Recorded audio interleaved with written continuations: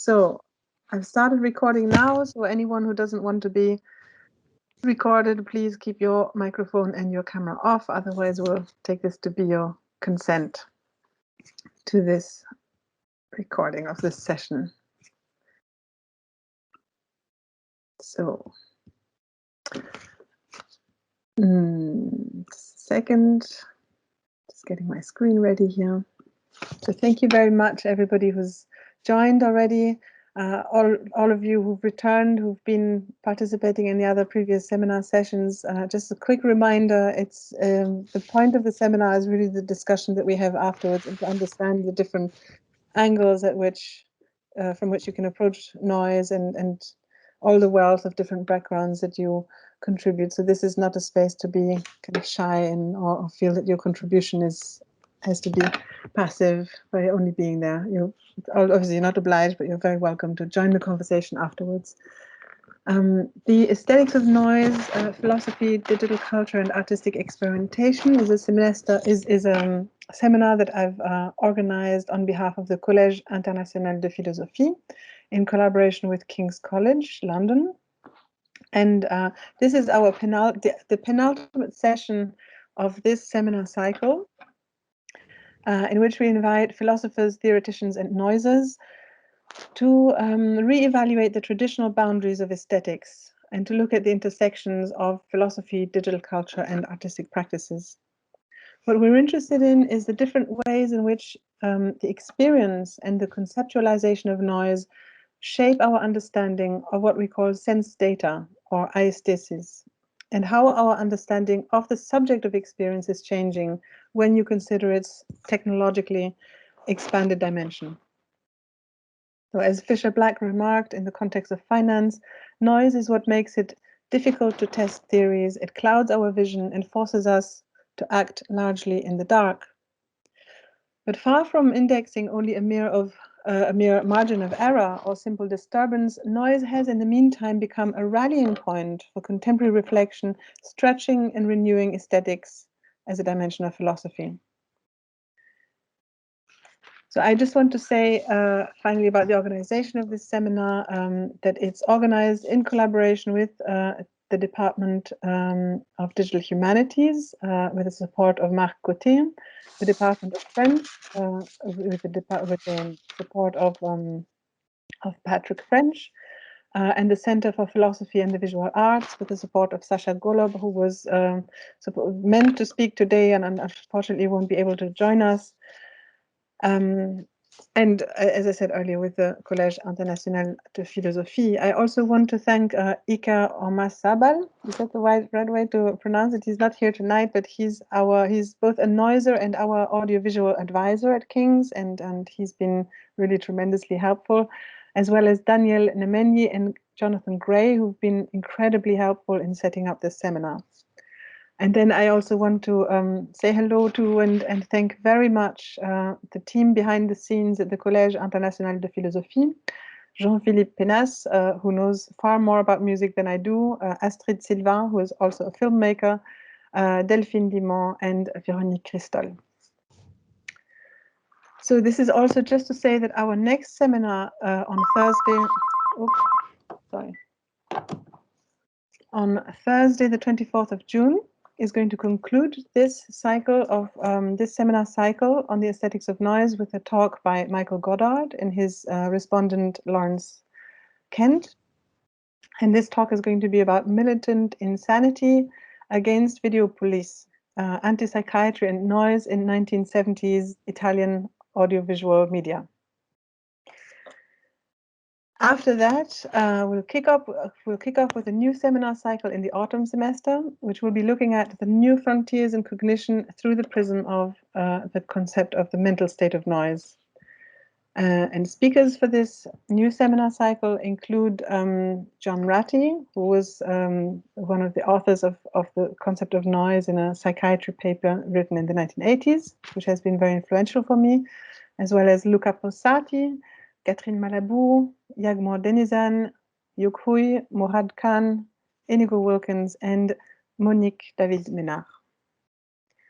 So having said all this, I want to now, first of all, thank Sonia and Martina for joining us tonight. It's a really huge pleasure and a great honor to welcome you.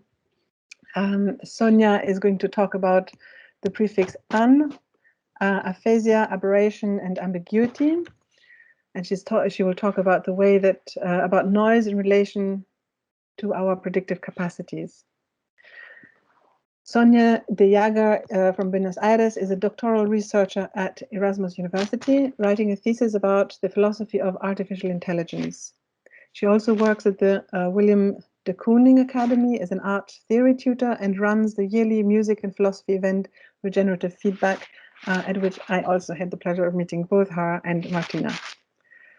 Martina is going to talk about noise, voice, and deafhood in relation to her research relating to deafhood, deaf voices, and sign languages in the context of problems attendant upon connecting sign language with technologies of recognition using neural networks. Martina is a writer and artist, researching noise and complexity. She authored a book on noise called Strategie del rumore, Interferenze tra arte, filosofia e underground in 2015. She's the co-founder of Noiser, an interdisciplinary research group focused on sound, which has been active since 2017 in Amsterdam and Rotterdam, and which is also a collaboration with Regenerative Feedback and WORM, the Institute of Cultural Institute WORM, Open City. So, having said all this, and welcoming you all again, and thanking Sonia and Martina for being here, and also at relatively short notice, I'm going to hand over randomly, as is due for our kind of aesthetics of noise, to one of you. So you can decide who wants to start, and I'm going to switch off my camera and my microphone in the meantime. I'm going to hand over to Martina to choose one of us. No. I don't mind, whatever you prefer. You can start. Okay. I have a PDF that is kind of like my presentation. Let me see, browse my computer. Oh, how do I do this? Window, PDF. You can see it, I guess, no? Let me zoom out a little bit. Is that still readable from your perspective? I can only see Martina actually, so I will guide myself by your... Yeah, it is legible. Okay. So. Yeah, I can zoom in more. Is that better? It's okay. Okay.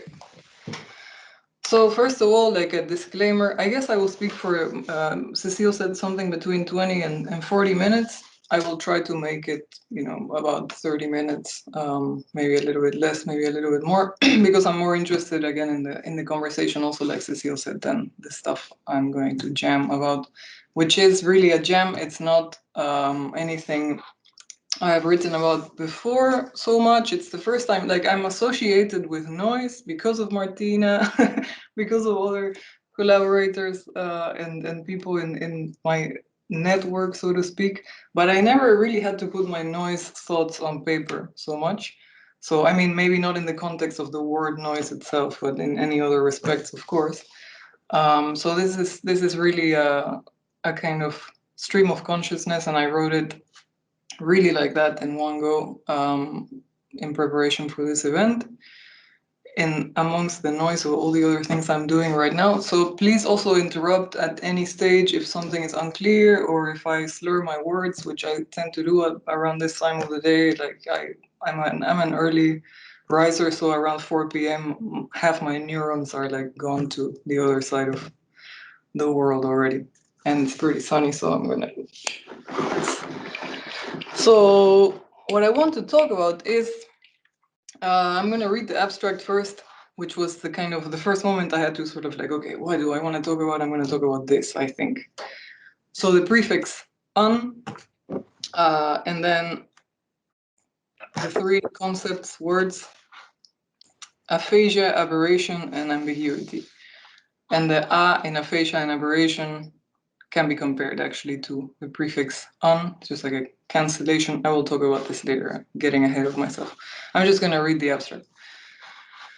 We often point to the undefinable, the unpredictable, the unframed as instances of noise. But what does that say about un? During this presentation, we will think about the etymology and cargo of un, the experience of aphasia, the cognitive effects of the majority of words, I really mean that, as well as the logic of audiovisual illusions as vessels of noise. Maybe audiovisual illusions, we'll see if we have time to get to them, because it might be a bit too much. But we can talk about them later for sure, and I can throw some examples in the chat. So perhaps unsurprisingly for all of you noise experts, we will think about noise as a linguistic placeholder category, one which points to a state where the mind puts its predictive capacities at rest in order to let space-time be. Wow, poetry getting in there. So aphasia, I want to tell the story actually first of an aphasic episode I had, which was really like a before and after experience. My life really changed after that. It was last year around this time. Actually, it was pretty much, if I'm not, whoa, I'm looking at the date. If I'm not mistaken, it might have been like the 25th or the 26th of May last year. So actually exactly a year ago. And it's going to be a first person perspective, and I make a joke here. You'll have to take my word for it. For anyone who doesn't know what aphasia is, it's, when you're suddenly without language. And it can be something that happens as a sort of, just brief chunk of time during which you enter that state and then you get out, or it can become a lifelong condition and you sort of struggle with it. You may flow in and out of it, but you're basically stuck with it for life. So basically what happened to me, I was riding on a motorcycle with my partner. I was sitting behind, luckily, so I wasn't the person riding. And I suddenly started feeling really weird, really woozy and floaty. And I realized that I was about to pass out. Luckily, I told my partner, like, hey, there's something going wrong and I'm not going to make it. And he managed to get on the sidewalk. And basically, as he put the motorcycle on the sidewalk, I just fell on the ground. And when I woke up, I felt really weird. I actually felt like I write here. I wrote all of these things not to forget these details because they're important.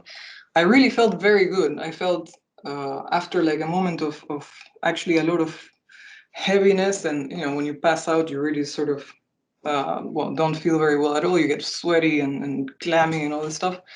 But after that, I felt really good, very floaty, like I was high. I was completely on another type of mental state.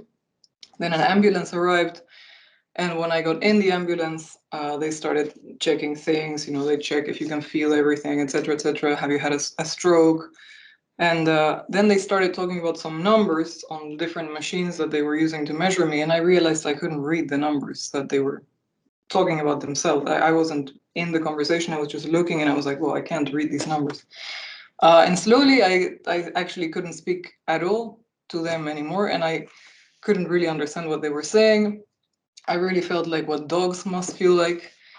I had to ask my partner to get me my passport, because when here at the hospital, if you don't arrive with your passport or some kind of ID, they will charge you like 300 euros just to let you into the hospital. So I was really, the only thing I was concerned about was like, where is my passport? I need it when they take me, because the ambulance, you're going alone. So my partner wasn't joining. He was joining behind, but and I just couldn't get the word passport. I was like, and he was looking at me like, no, she had a stroke, she's gone. But I was completely aware of everything else that was going on. I just did not have language, not like a semblance of any symbolic capacity whatsoever, except the one thing I could do. When the paramedics were speaking to me, all I heard was like, and all I could do was this. So that was some sort of symbol I could, embody somehow. I didn't have the tags, the words that I needed for all the things, the concepts that I actually had in my head. I had the concepts, but the only one that worked was this. And like I write here, yeah, I later on learned, it's really interesting that the motor cortex becomes kind of available when Broca's and Wernicke's areas are unavailable for language use. So it makes sense that I was actually able to do some sort of something, but it was really the only thing I could do.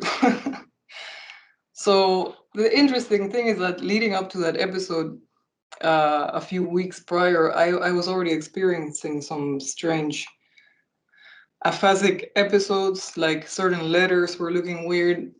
I have a Science of Logic poster in my room, and then the word Wissenschaft looked as if the S's were pointing the other way. Every day I looked at it like, that's just strange. I don't know why that is. Numbers on my street looked like they were the other way around. I couldn't remember certain things, pretty important things like my date of birth and this kind of stuff. But like I say also here, I was just during lockdown, I was completely happy to be smoking a lot of weed in my house and writing and working at the same time. So I thought like it's probably that I'm smoking too much. So that's why all of this is happening. But apparently, well, later I attributed it to the aphasia, but I don't know, it could be a mixture of both. Yeah, I couldn't understand the paramedics, like I said. The interesting thing was that this was for me the sort of before and after moment when I was trying to grasp a word, or when I was trying to get a word into a concept into a word and get it out. I actually, the concepts were crystal clear. The things that I was trying to explain, like when passport, I had everything from like, airport checkpoints to the moment you're born and you get some kind of stamp, and like the history of a person, this book, like borders, nationality, but all of that was there. Like it was like a gigantic sea of stuff, but the tiny thing that felt very uncomfortably crucial in that moment was just gone. And the same thing with the word aphasia. I was trying to tell the paramedic, like, I know what's happening to me, I'm not able to speak, I have aphasia. And so like everything from the stuff I'd read on aphasia, the doctor's face of a documentary I saw, like speaking about aphasia, my dad telling me about aphasia, my great grandmother who had aphasia by the end of her life, she could only say her name. All of that was there, sort of like boom, like a giant tunnel of information, but I couldn't get the word. So that was really interesting. And what I went to in that moment for myself and non-verbally in my head was that you can think without language, but you can't really think together with other people. You can't get any of those things out into a lazy container, and I will speak more of that lazy container later. So now what actually happened to me was, why did I pass out? I did not have a stroke. I was actually undergoing a crisis episode for this thing that I have right now, which is called Addison's disease, where your adrenals don't produce enough cortisol. And cortisol is really extremely, it's like it goes through your whole body and it does all sorts of things, keeps track of time, like it affects the temporal cortex in a very specific way. It deals with glucose, it deals with so many different types of transfers that your body needs to do to keep up with stuff. Circadian rhythm, everything has to do with cortisol. So I didn't have enough cortisol and I passed out. Now that I'm taking cortisol for life, basically I have to take 5 times a day, a bunch of pills. I realized the effect that this steroid has on your cognition, and I realized like how interesting it is to take a bodily process outside of yourself, because that's what it is. I'm basically like, now my part of my body is in these pills, and to have to regulate that yourself and to have to decide, when is the moment that I need more, that I need less, when is the moment that it is affecting me, when is the moment that it's not, at which moment am I actually more myself than another. And that's a very strange experience, super interesting for me as a philosopher interested in cognitive science, because I'm my own guinea pig, so I can play around with these like modulations. But I can talk about that later. So the concept of aberration, right? And this is the part where the presentation might start becoming a little bit more jammy, even more than just the aphasia story. So what I think about very often when I think about the function of language is, and I always have this, you have to picture, well, all of us have done this, I think, or I hope, like these early humans or humanoids, what were they doing when they, it's sort of like 2001 Space Odyssey, moment. You have, when I picture that, I picture someone pointing at something in front of someone else. So the moment that you say like, my attention is going here, I realize that you have the capacity to, you know, focus your attention as well. And this is where I want your attention to go. So it's very much, you're making a difference, but you're also erasing a difference, right, between two things. And you're aware of yourself and the other as two things that are capable of something similar. So that's where aberration for me comes in. And of course, with the added disclaimer, what I mentioned earlier with and being similar things, I will get to this later. I tend to get ahead of myself. Aberration is also, you know, etymologically a wandering, an act of straying. It's to lose the way, to go astray. And the ab, of course, from off, away from, errare, from to wander, to stray, but also to err, right, later on in the history of the word. Why I put I am wrong, this is wrong, is those are kind of pointing to what I just mentioned earlier with the pointing act, this instance of affirmation, right, which can also be negation, both things. So first the realization that something, that of the capacity, of the agency, or whatever, the self-awareness, and the fact that you can point to something. So that can either be considered, depending on what you're doing, can be affirmative, negating, or something in between. And so the prefix un, which is, you know, equal to or very similar to the a, and in the case of ambiguity, sort of similar to the ambi, both. We can find, of course, in the words aphasia, aberration, ambiguity. And why did I want to talk about semantic attractors and the concept of constraint? Yesterday we had, not yesterday, 2 days ago, we had this very, very lovely seminar with a group where we talked about all this, but maybe I will keep this for later because otherwise I will run out of time, right? I've already been at it for like 15 minutes. So I will come back to this later. So once we have that structure, right? The fact that you are able to guide attention, that you're able to guide some sort of, you can call it, I mean, in this context, we can call it all sorts of different things. We can call it intentionality, we can call it collectivity. It really depends on the context that we're in. But out of that emerges complexity, right, as a thing, because, well, once you do that, then there has to be a whole other else that you are not acknowledging, or that you are, you know, in a way negating, or in a way acknowledging, actually, because of the fact that you point to the one thing. And why I mentioned lazy containers earlier, and why I want to focus on noise as such a container, is because all of these words for me carry that thing. All of these words, such as structure, such as complexity, such as chaos, such as noise, what they do is, and this is in relation to what I was mentioning earlier with the whole episode of aphasia, what you're doing is putting something on hold, right?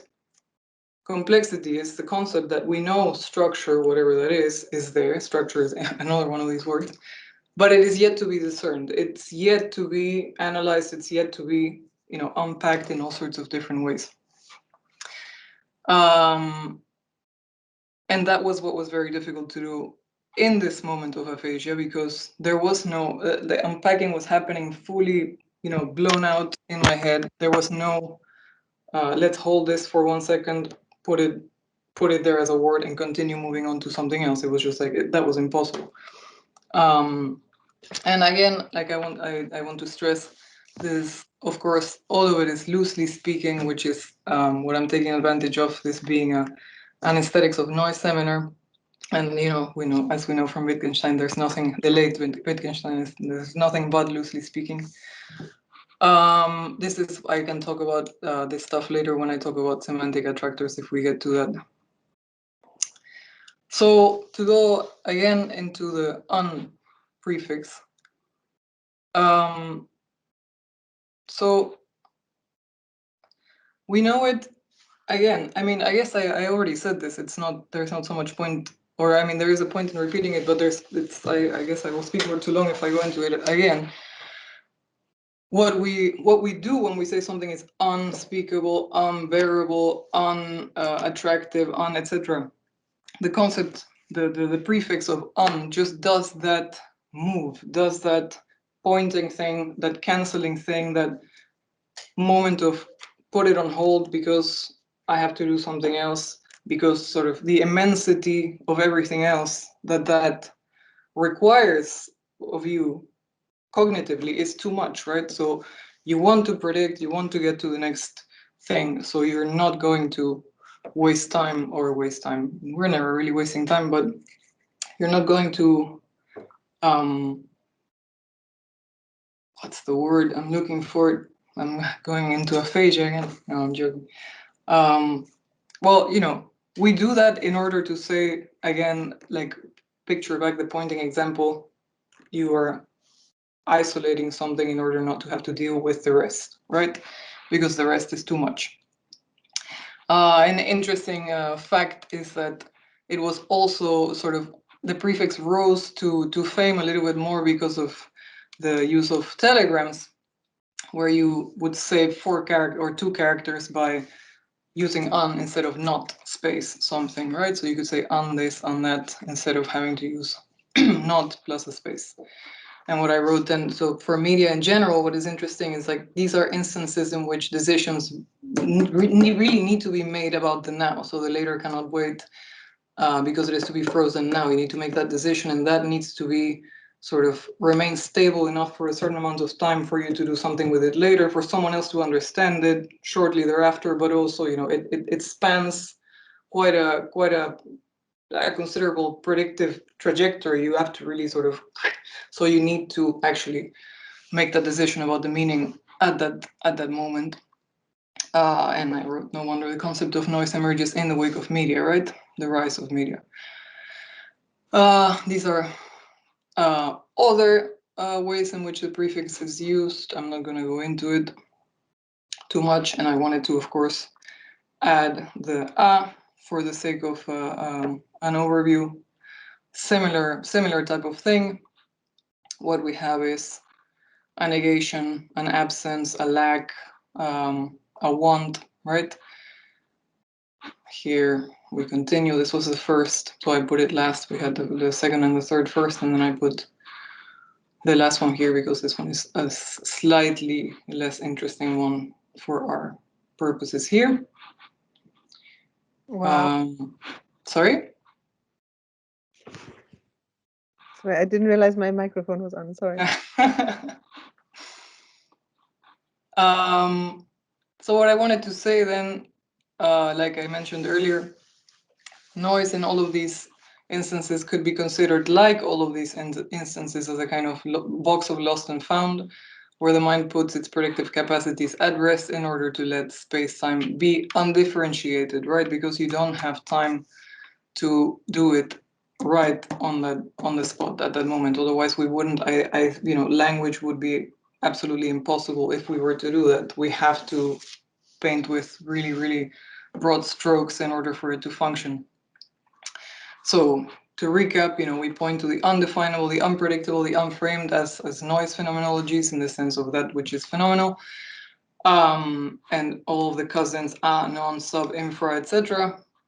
And this does not mean that these things are non-existent or that they're just not yet there. They're yet to be inferred. I don't have enough time to infer. And infinity then could be considered the true kind of noise, right? It has no beginning, it has no end, it is unapproachable for us. So the fact that we can use these things is what makes us unmovable movers, the cause of things, the machine that actually stops the things that can deal with noise by saying, not yet, this can wait. And of course, we know of the exploitation of noise by capitalism, overproduction, excess, collapse, right? Deal with it later. And if you're not attuned to this, then we can consider different things to be noise later. This is perhaps, I wanted to talk about it because Martina's also here and we've read this story together several times at her reading workshops. Asimov's The Last Question. I don't know if many people have read it or are familiar with it, but it's quite a beautiful short story. I guess I will spoil it. there is basically, highly advanced technological society. Two scientists are dealing with, this brand new machine that can actually get them quite sort of advanced amounts of prediction. And they ask it, what are we gonna do with heat death? Because eventually that's where we're going.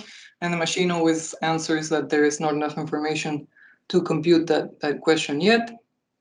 So move forward a few generations, move forward hundreds of years, the same thing keeps happening. Different people ask the machine, what are we gonna do? Eventually, we move to another star, and we're getting all the energy we can get from the universe, but eventually there is not going to be any energy to be gained.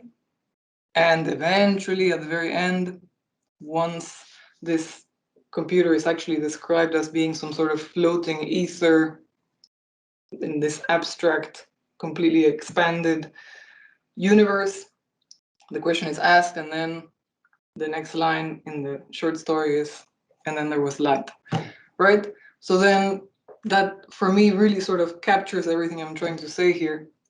The fact that there is this constant differentiation, right, to the point where you perhaps do feel like you're getting closer to something which might solve that difference, but in the end, the solution to that difference is actually the cancellation of that difference, the restarting of the universe, the ending of the universe, however you wanna see it. So, well, this is just something I wanted to write. I guess I want to cut it quite short, so I'm not going to go too much into this here, but I wanted to talk a little bit about it. This paper from, I think it was this year or late last year. No, I can't remember anymore. I didn't put the date, sorry.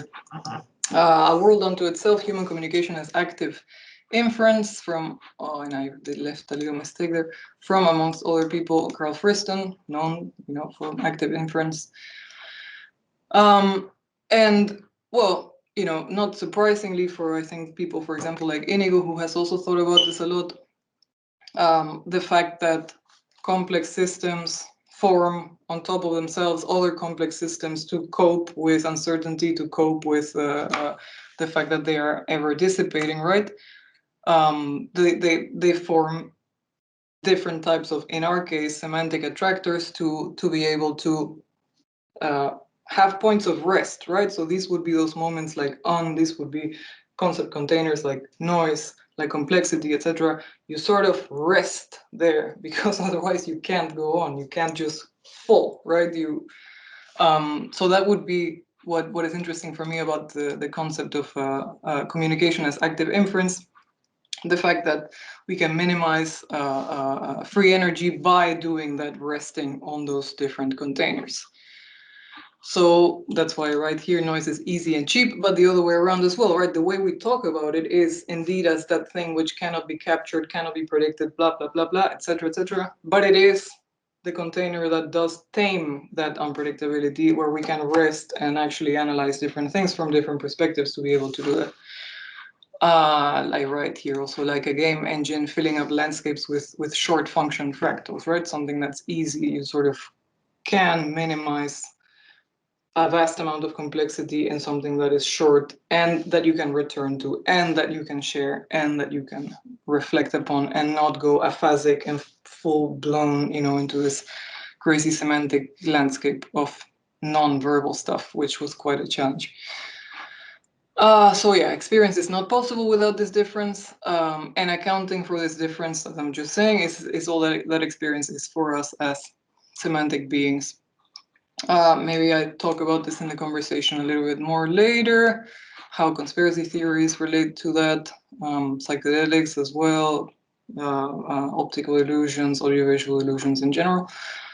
I guess I kind of mentioned most of this already. So ambiguity in the effects of metaphors. I wrote a paper on this, on the concept of artificial intelligence in general, and the concepts of the concept of metaphors for AI, and like Wine-over-Red schemes, and how these are sort of a kind of test for the capacities of the semantic capacities of AI to be able to discern meaning between different things. So you would have, the most famous one is, I always forget how exactly it goes for some reason, but it's the protesters were not granted license to protest because they advocated, no, the municipality did not grant the protesters a license to protest because they were advocating violence.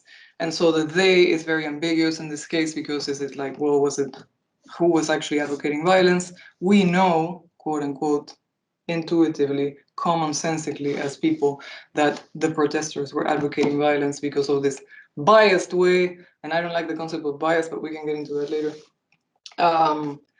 In how protesters generally are violent somehow, like that's what's supposed to be the meaning in there. Or another one is like, the man could not lift his son because he was too fat, and it's like, obviously the son is too fat, right? But no, the father could also be too fat and he could not lift his son because he's literally too fat. So all of these sort of assumptions in AI about the way that language functions quite unambiguously, and it's like silly machines that can't discern the ambiguity, is quite a naive thing, I think. But what I talk about in that paper is that just the concept of AI itself, there is also the joke within AI, it's been made already for many years, of like, everything that is not accomplished, everything that is not yet there, that is which AI, that's what AI is. So like, if it can play chess, well, that's no longer AI, that's just, a very complex decision tree. If it can play Go, well, but that's not really AI, because everything that gets accomplished becomes the sort of horizon for the next step of like that which is supposed to be AI. But that's just because we don't know what artificiality or what intelligence is, right? We are defining it by that grand metaphor that is AI, by constantly putting things on hold in these word containers and moving along. And that's what I really think is so interesting about doing this type of research for all of us. I mean, not for myself, in that becoming aware of that and becoming sensitive and generous with, the sort of humility that you have to have with concepts, and the flexibility that you have to have with other people in explaining stuff. Please have some flexibility when we go to the discussion here, is what this kind of primes you to do. And here I just give a few more examples of things that I consider to be quite noisy word containers, as are all of them. So what I say is that all of our metaphors, and therefore the entirety of abstraction, is noise. Then I wanted to have show some quotes from the Tao that are very interesting regarding this, but I'm gonna stop because I want Martina to speak instead of hearing my own voice. Yeah, I think I'll leave it at that. The rest we can talk about during the discussion. Remind me of semantic attractors. I want to talk about that a little bit more. But yeah, that's it. So sorry, this is like a jam session, but it's what I had in mind, and I hope it was at least followable in some respect. So that's it. Thanks.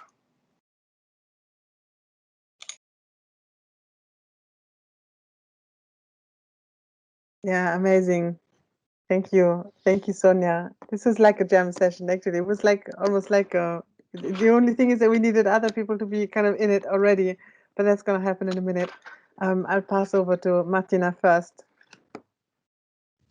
Thank you, Sonia, for this amazing presentation. Thank you, Cecile. I don't have any presentation, so we can keep it on loud too, if we want.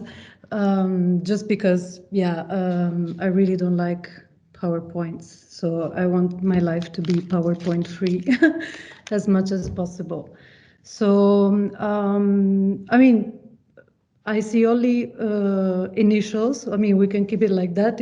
If anybody wants to show their face, it would be nice. Otherwise, I mean, I'm teaching online most of the time, so I'm accustomed to this. Yeah, so as Cecile said, I've continued my research and practice about noise through this research, discussion and listening group called Noiser, and that resulted from this initial research that manifested into a book, Strategie del Rumore, published in 2015, which was mostly a field research on underground practices and scenes in Italy, and also some European cases. Because my obsession at that time was also how noise could be the manifestation of counterculture somehow. I became very skeptical about this. The more I researched and the more I discovered, I realized that somehow counterculture became impossible within the framework of experimental music, unless we look at it from certain perspectives or adding also more contextual information. But even then, is that even a possibility? So then, through Noiser, but also even before Noiser, what I started wondering about was actually a very noisy condition that was very close to me, because I'm a CODA, I'm a child of deaf adults. And as some deaf people would say, I'm half a CODA because only one of my parents was deaf. So there's a lot of differentiations to be done also, like identity-wise within this scope. But yeah, so I started looking at deafhood as a noisy condition, even though it is mostly associated with silence, because of course deaf people are the ones who do not hear.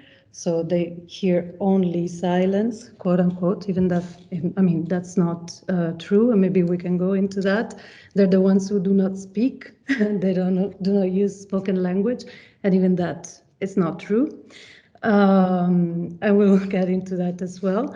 But according to me, it is actually one of the noisiest conditions within this realm, within these societies that we live in.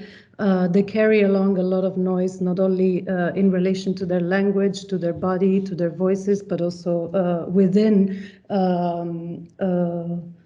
the environments that we signify and we look at and we hear at through what we call soundscape, right? How we determine our customary environments through certain sonic markers and sonic habits, in a way. So, why deafhood? So. There are some reasons, of course, because, I mean, first of all, I wanted to make, I wanted to resolve this conundrum about counterculture and where to find it and what does it mean to be part of a counterculture. What does it mean to be opposed to a mainstream and claim and have different demands than what average people, or in this case fully abled people, demand or need on a daily basis. But also wanted to make sense of my own bilingual condition. For example, a lot of sign languages aren't recognized as official languages. So in a way, I cannot say that I'm bilingual because I'm Italian, because Italian Sign Language is not officially a language.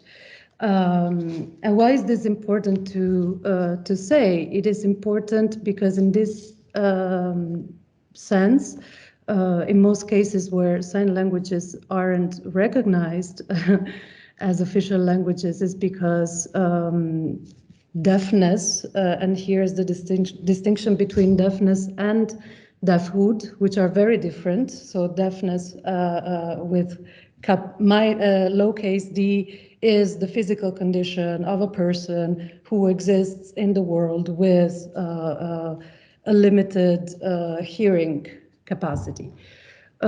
Deafness with capital D is actually the deafness that also represents those people who use sign language and are part of cultural and linguistic communities.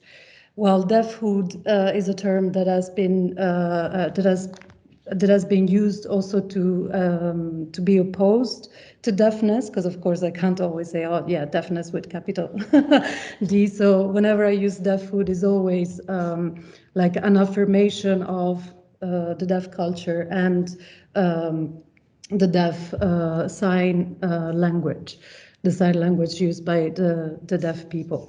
So the problem with deafness is that it carries along a medical stigma. So it is looked at as a medical condition. So the moment we do point at it as a handicap, then we are already assuming that there's an ideal of a body, a normal body, a perfect body that needs to function in certain ways. And we know that this is not true. It's not true for the hearing sense, but it's not true for any other thing, right? So would we say that Sonia is handicapped because she has like a certain disease that is making her deficient in certain ways, right? So I think that in this sense, like there is a very strategic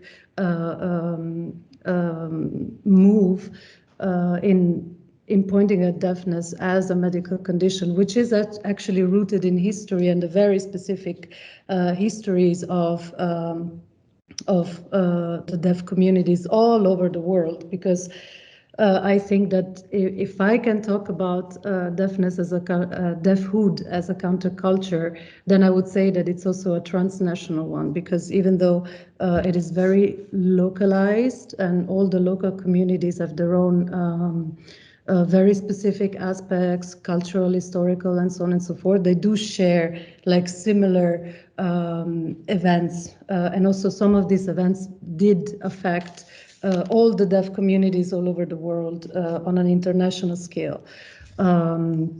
So I started looking at this also because as a child of deaf adults, one thing that I experienced a lot, and this became very interesting for me when I was trying to think through this topic, was the deaf voice.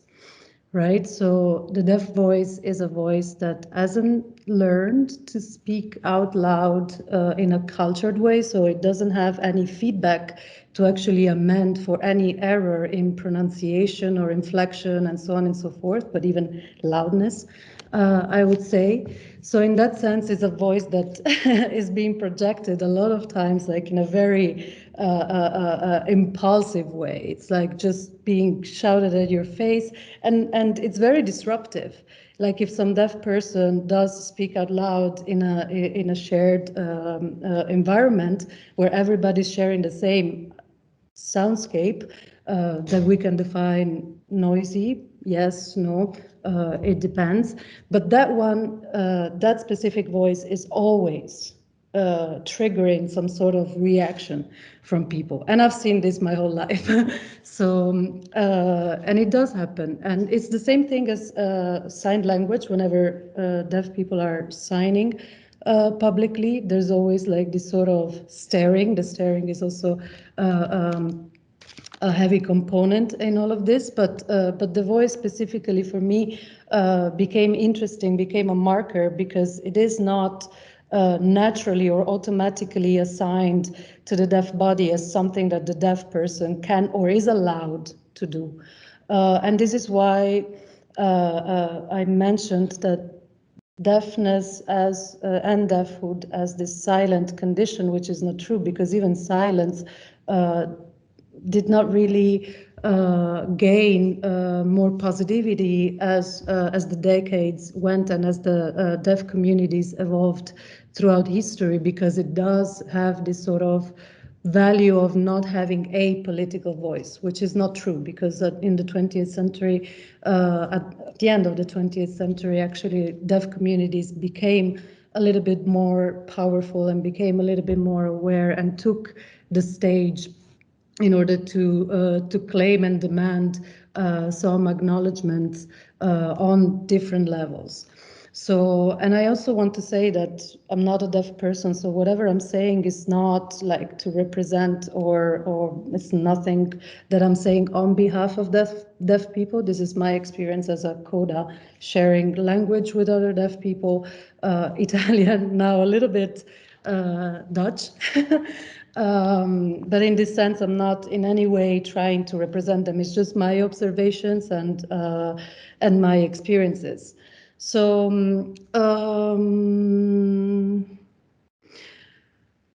yeah, so there's this notion of voice and also the sign language in itself, and the sign language is also very, very interesting because despite the aspect of its like official recognition or lack of recognition from nation states of saying like, okay, well, Dutch sign language, for example, has been recognized as an official language only last fall. I think it was in October 2020. And surprisingly enough, it was also because of Corona, because all of a sudden on TV every week there was this interpreter that became viral, and everybody all of a sudden became, and she became viral because of a sign like Amsterdam, which is a verb that they use like people were like just buying so much groceries, having fear of not being able to go out and so on and so forth. And the screenshot of this interpreter just, it just went viral. But then all of a sudden, people were aware that there were certain bodies out there that needed a certain kind of communication tailored for them in a state of emergency. So I think that this sped up the process a little bit, which is, like I think a positive thing. But what I started also observing in a way is how sign languages are also perceived and used within certain environments. So specifically this research that I've been doing lately, which is more speculative, I would say. There is like a basis of course, research in sound theory, disability studies, and also cultural linguistic studies about deafhood. But what is interesting for me is sign language within technology, or also the relationship of the deaf body with technology. Like if we think of all the imaginary of cyberpunk, for example, cyberpunk and this idea of the body being of technology being implemented within the body and enhancing somehow the capacities of the body. Actually, cyberpunk was just relying on this newly discovered ways of healing and fixing disabled bodies, right? Prosthetics and so on and so forth, which is also the same thing for deaf people. Like there's still one thing, which is the cochlear implant, which is basically an implant that is basically it's a electronic cochlea that bypasses the actual cochlea that doesn't function anymore. And that is just an implant in a skull. So that is still an object that is very cyberpunk if you think about it, but it also divides the deaf communities because in a way it's not, a lot of deaf people see it as a betrayal towards the deaf community in itself, because it means that you want to assimilate with the hearing society, which is already in a way oppressing and not recognizing all of the aspects of what does it mean to be a deaf person. So personally, like my father, for example, was always was never a supporter of cochlear implants. So I come from that strand, even though, like it's still a choice.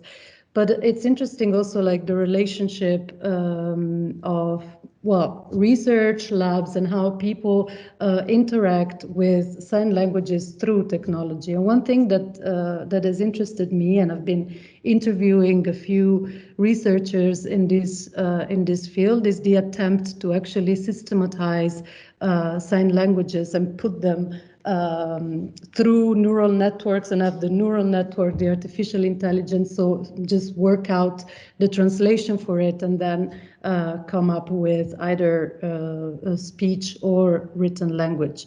And it's something very difficult to do. And I mean, and it's interesting. It has been interesting for me to listen from all of these people who got so much money to carry out like very refined research, like creating consortia of different labs with different specialties and expertises, how difficult it is to actually, systematize sign language and give it to an artificial intelligence, say, okay, this is it. Because, I mean, I will give a little bit of history to then come to what sign language is and why perhaps it is so noisy and it is so difficult. So, I mean, deaf people have always existed, of course, but they became visible only in the 18th century when certain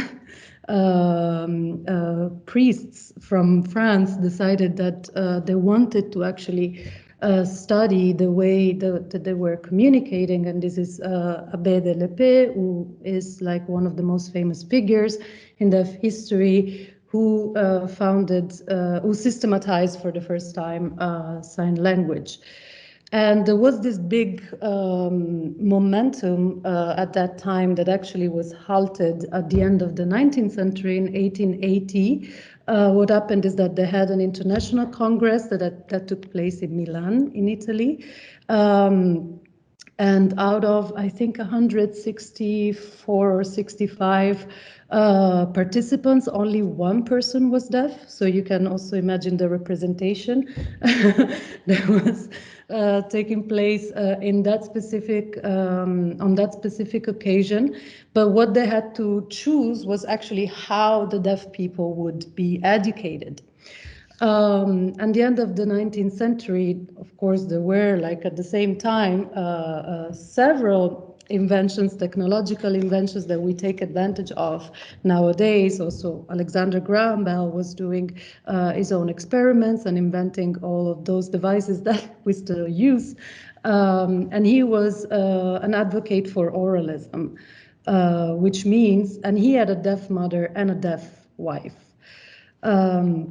He was an advocate for oralism, which means he didn't want deaf people to use sign language, but he wanted deaf people to speak and pretend that they were hearing people and just be included within society and be trained in speech that would allow them to pass for hearing people.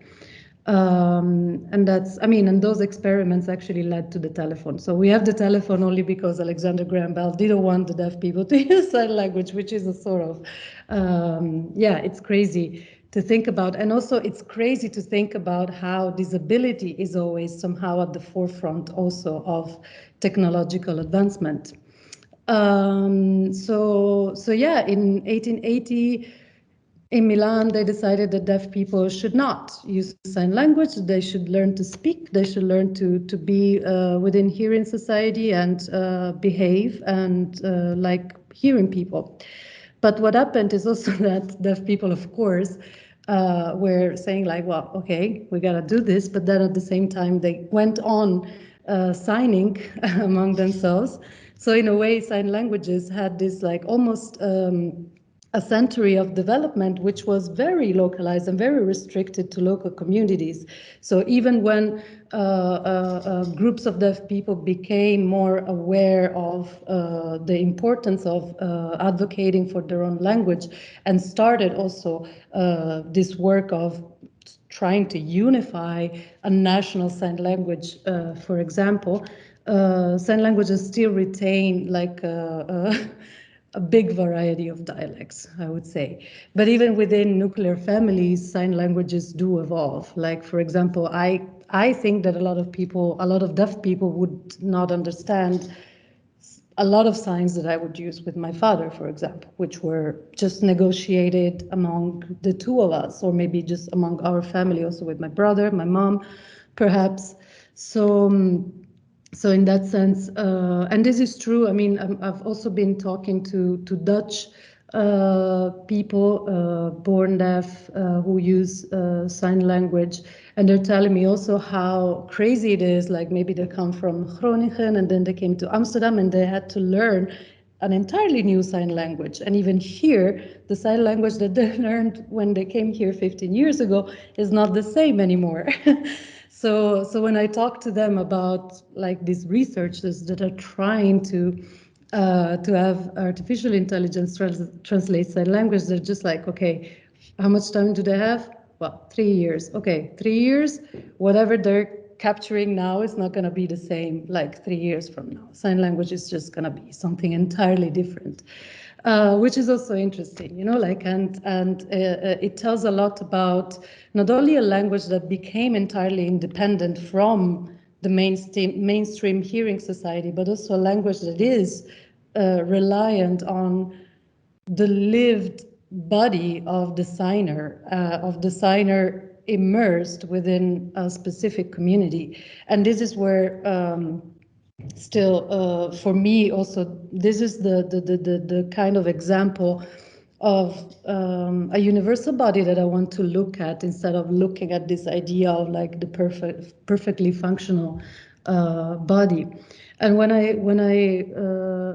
I think of this notion of like the universal body that is fully able, I think of the beginning of the Donna Haraway documentary, Storytelling for Earthly Survival.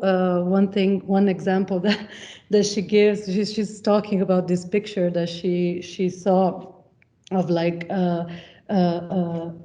orthodontry. How do you say that? Like a picture of people at Harvard that were like studying to become dentists and orthodontists. And all of these people have had perfect teeth. And for her, that was like very bizarre and also a little bit unsettling. And then she was discussing that and she realized that actually the dentists nowadays are still using an idea, an idealized idea of a jaw, of a set of teeth that is sort of tailored to this impossible and non-existent image of the Greek god, right? So those are the bodies that we used to see in the statues are like the sort of ideals of the perfect bodies. And that's something that I always go back to because in a way, like, and the same goes also for disability or handicap, it's always a construct of society. It's always a construct of the systems that certain bodies are embedded in. And this is true, of course, for deaf people. But to go back to the sign language, what is interesting is that, and that's why I think that perhaps it is an impossible task to sort of systematize and have the perfectly functioning sign language app. So that's also an idealized end goal, I would say, because there's so many variables that need to be taken into account. So I could say that sign language has at least 4 dimensions. So it has a hand configuration that is like given by the alphabet. So it depends whether you're using an A or B and how you move this hand configuration, which is the movement, and also where the movement is located. Is it in front of your face? Is it next to your face? Is it in front of your chest? Or, you know, like, and also the expression of your face. So your face is always, it always has a grammatical meaning. And this is already difficult for an artificial intelligence. What's more is also that the signs need to be detected within a perfect lighting condition. So the body needs to be illuminated in a nice way, and there should be contrast. So in this way, like, you can see my hand pretty nicely if I put it in front of my chest because I'm wearing like kind of dark clothing. But then if I put it here, it's a little bit difficult to see, you know, like if I say this, if I do this, perhaps you don't know that I'm just like showing 4 of my fingers instead of 5, and this is becoming even more difficult for a camera that needs to grasp all of this information and make sense of it. They tried in all sorts of ways. They tried also with like heat detection, so they would just like try to capture the body heat. But even in that case, you would see at these images, and they would just look like lava, you know. So you just have this lava ball, and be like, okay. And there's also like the consistency of signing. So not all of the signers, again, like also if we think about what I mentioned earlier, not all signers sign the same way, like not all of us speak the same way. Some people might speak by not just like expanding too much their mouth, and some other people really move their mouth or whatever it is. And another thing that is also a little bit difficult is actually taking into account the co-articulation of all signs. So the fact that when you sign and you use certain signs, actually the fact that you're thinking of a sentence that you want to express and share with your interlocutor, it means that you're already thinking of what sign is going to be after another. So in a way, the hand configuration of the first sign is already containing the position and the hand configuration of the second one, while the machine that needs to absorb all of this information needs perfect punctuation. So in a way, it is as if I would talk like this, not natural, right? So we don't talk like this. Co-articulation is also something that we do in spoken speech. So yeah, and the problem with this, and it is something also that interests me a lot, is how Audism, which is basically the expectation of hearing people towards deaf people, and how deaf people need to behave and what they need to do in order to accommodate what the expectations of hearing people are.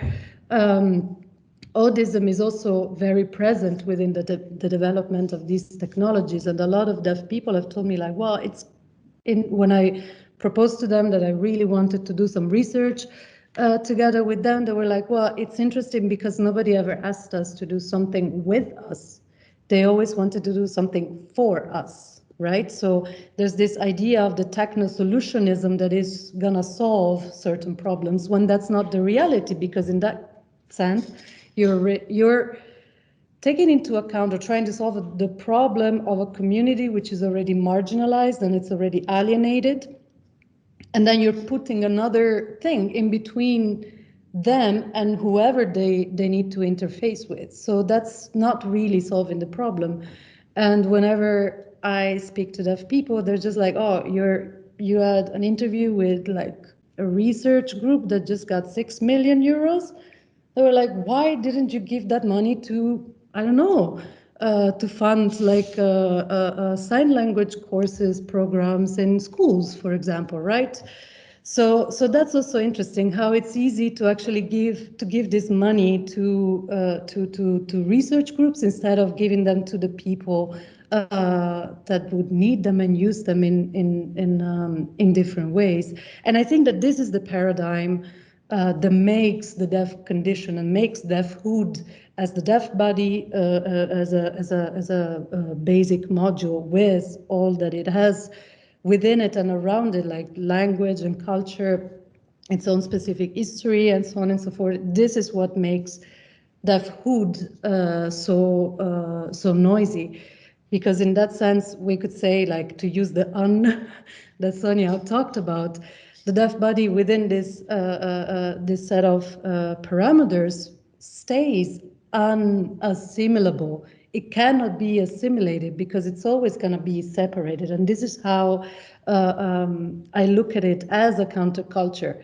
Because no matter, like if we still go on perpetuating the same notion, ableist and oldest notions of how deaf people should behave, what they should be, what they can or cannot do. Can they speak? They cannot speak, or whatever. Are they silent? Yes, of course they're silent because they can't speak. They can't hear.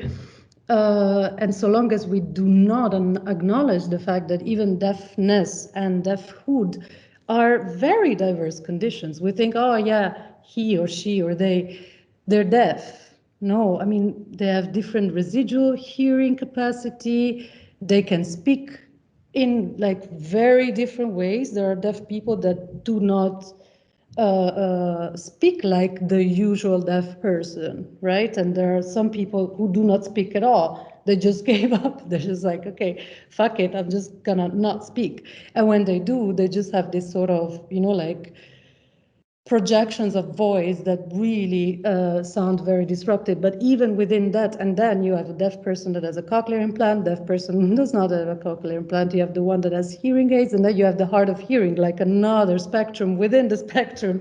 So even in there, like we do not acknowledge that somehow. And even and this is why I mentioned it at the beginning, like deaf people are like, oh, you're not a coda, you're half a coda, because I'm not, like, because I didn't grow up with both deaf parents. So for them, it's just like, oh, okay, you're a little bit different than the usual coda. So, which is interesting. I don't see it as an insult or as a diminished status, but I think it's interesting that they really look at these things because it is what creates variety within this community that is usually just like not looked at and not considered. So and just the last thing that I was thinking about today was that in a way the fact that our society dignifies, I mean even now we're speaking, right? There's no closed captions. I hate PowerPoint, so there's no words that can be detected, like if you have your volume off or whatever, or if you cannot hear. So in a way, like our presence in the world, in society, is dignified by this speech, this cultured and regulated speech, right? And in a way, there's a sort of very deep fear that the deaf provoke in an average viewer or listener, interlocutor, and so on and so forth. And I think it's this fear of not being understood, but also this sort of lack of control that we have, the fact that we cannot convey a certain message, and we cannot give orders, we can't be understood by that person, and that person is like, and that's a sort of very ancient, I would say, fear, because I mean, historically, the deaf people were considered the ones that were impossible to be educated, right? Because like there was no way to access them, and for them it was impossible to access the outside world. So, so yeah, I mean, this is what I'm looking at, and we could talk further. I think I reached the half an hour already. I thought I would talk for 10 minutes. But I will leave it here, and we can just like think together why the friction and the disruption is inherent to the deaf condition in this society and in the environments that we inhabit. But yeah, so well, thank you. And sorry, like for perhaps like doing a lot of blabbing. No. I hope it made sense. Yes. I also jammed a lot, so. I think it was very nice to have the between 20 and 40, because I think we were both comfortable, and instead of thinking about the time, we could both do this, jamming. It's nice. Jamming and blabbing. Noisy stuff. Well, I enjoyed this so much. Thank you. And the crazy, I mean, the singularity of the overlap to a certain extent between your two talks, and what really touched me very much, also coming back to the conversation we had before this session started, is the way in which, for most of us who are invested in thinking about noise, it has a really deep intertwinement with living a certain condition, looking at the way we live our lives through the prism of this problematization or of noise. I mean, for example, Sonia mentioned this. Oh boy, no, mention, yeah, this is kind of, for once it's not a child, although it might be a child trying to call me.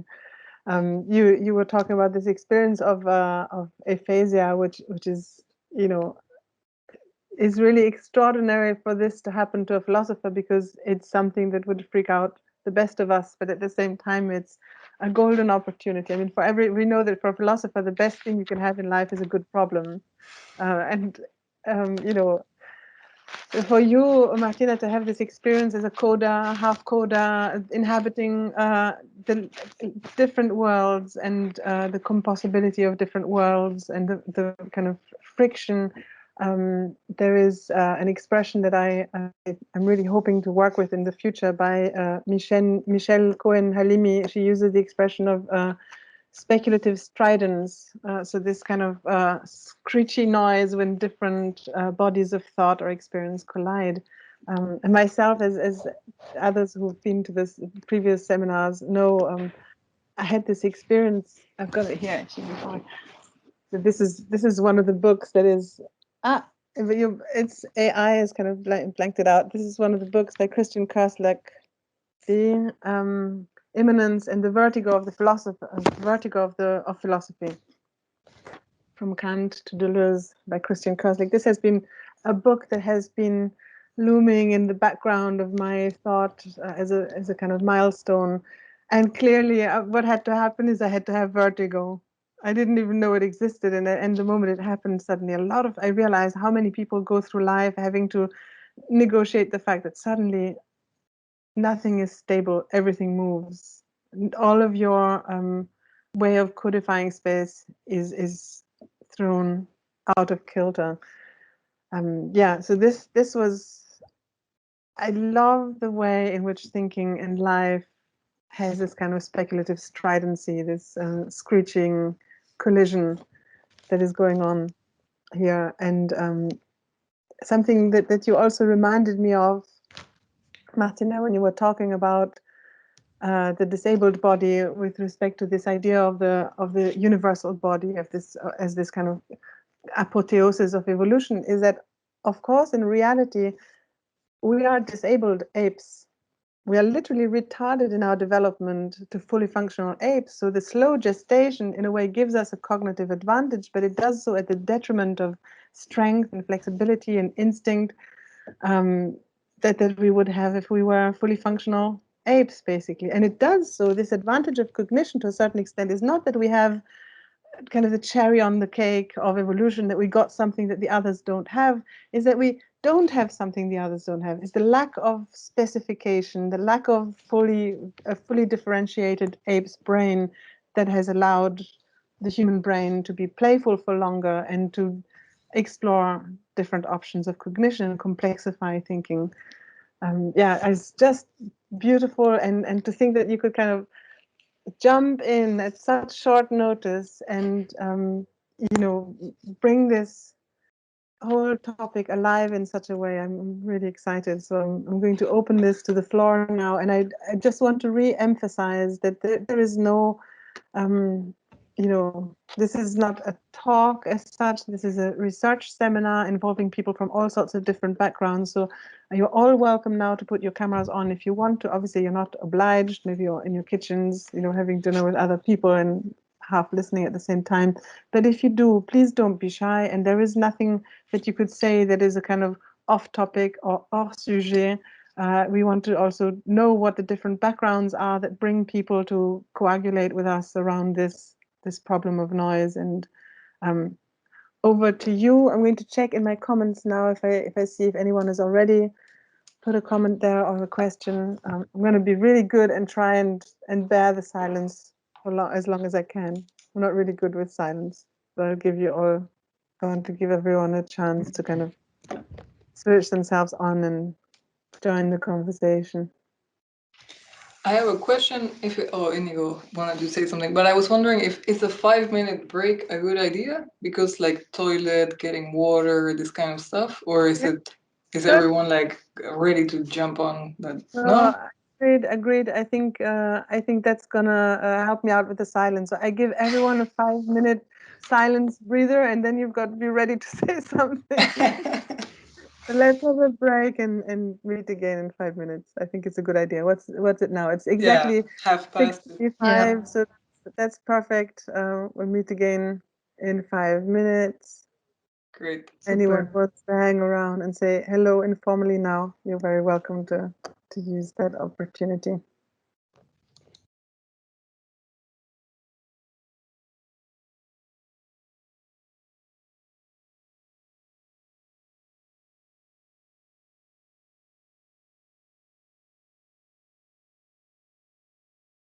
Actually, I'll take advantage of this and get myself a glass of wine now before I run out of the chance later.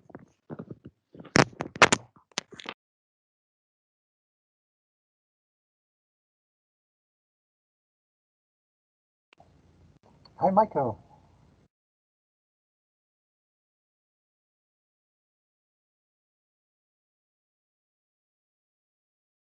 Can you hear me? Hi there. Hi. Fine. I'm a little bit distracted, but I'm here. Yeah. Understandable. Yeah. I applied for a job. I just heard today that I wasn't offered it straight away, but then after 2 weeks I've been offered it, so I have to decide if I'm gonna take it or not. So So you have to decide. yeah, so Wow. it Where is doesn't it? involve changing cities or anything. It's just Okay. So it's in it's in Manchester. no, I'm in London already, in Westminster, but this is Wait, you're not allowed to leave Westminster. Sorry. who is that? That's Diane. Sorry. Don't go. We need you to stick around Westminsters. It's the dream of Goldsmith, so Oh, it's in God. All right. place. Which department? Pardon? Which It's in the media communications. Mhm. I'm doing really well at keeping it really confidential, like I'm supposed to at the moment. So you've been in London for quite some time. Yeah, 4 years since 2016. Oh, cool. Oh, nice. Wow. And when do you have to decide by? Tuesday morning, just because it was a long weekend, so pretty quickly. Wow. Exciting. But yeah. Anyway, hi Cecile. Oh, she's still on a break.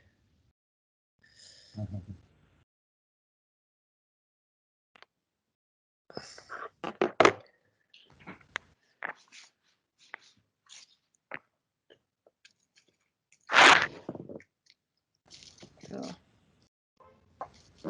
we're back on. Yeah. I mean, all of a sudden became so Already lots of warm. is Sorry? to you all. You're all still very busy.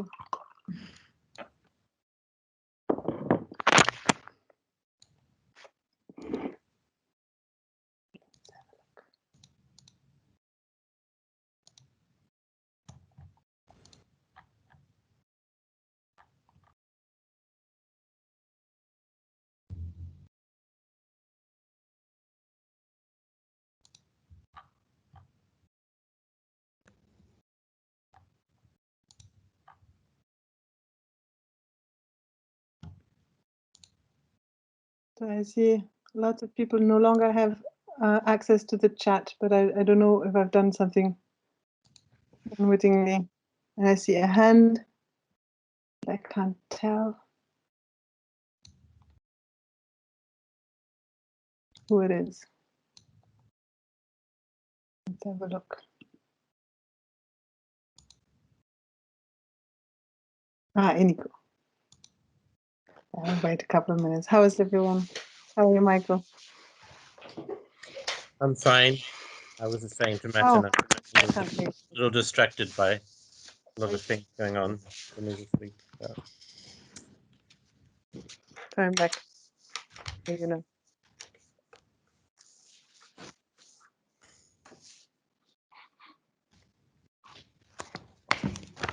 It's interesting how your background is kind of struggling to decide if your hair is actually clouds. Literally got your I head in didn't the realize clouds. they had all these backgrounds and things. So, this is kind of blurry. But yeah, I think it's kind of interesting because the next seminar that I'll be doing will also be touching on aspects of, broadly speaking, psychology and anti-psychiatry and stuff like that. And given that the next series is going to be going that direction, so or somewhat similar directions, it's an interesting connection. Yeah, amazing. I really love the way that we've had over the arch of this seminar. We've had Patrick was here tonight. I'm really glad, by the way, Patrick, that you could join. I saw earlier that you were not sure if you could join. Who was talking about Barthes and Bataille, and then he talked about convolutional neuronal networks and with Marc Gauthier and adversarial noise in artificial intelligence and machine learning. We didn't talk about that much. It was mostly in the conversation after Marc's talk with Murad Khan, who's going to speak in the next seminar series. And then, of course, we have John Ratty, who's going to talk about the actual concept of the mental state of noise, kind of concentration of it. I'm very curious what he's done with that concept since then. But yeah, I find we've kind of gone through also institutional criticism with Salome Vöglin, and then this notion of noise in politics with David Wallraff.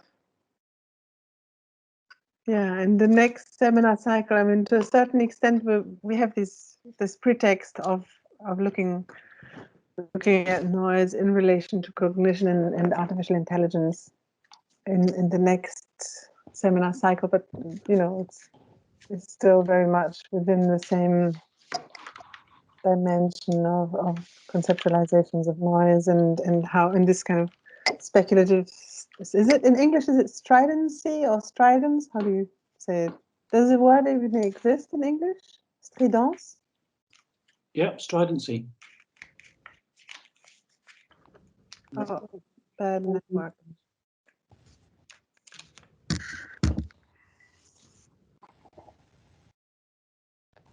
Yeah, I think I need to open the door because I've got no. try to understand a bit better how do you think the concept of noise functions in both of your talks? Because it seems there's things that are kind of similar, but at the same time they're very, very different. So I was just wondering if you could mention, whether you have, discussed, how just like the differences between the concept of noise that you're having in these specific examples that you're working with. So, Martin, sorry, because I think your sound is a little bit low for some reason. So you just asked. Let me summarize, and if I understood, you're saying that the examples of noise that we gave are very different, despite having some like similarities, and you want us to expand on that? Yeah. Okay. Well. You want to go? No, sorry. You started saying well when I started saying you want, and then go for it. Okay. No, I mean, in this case, I can tell you that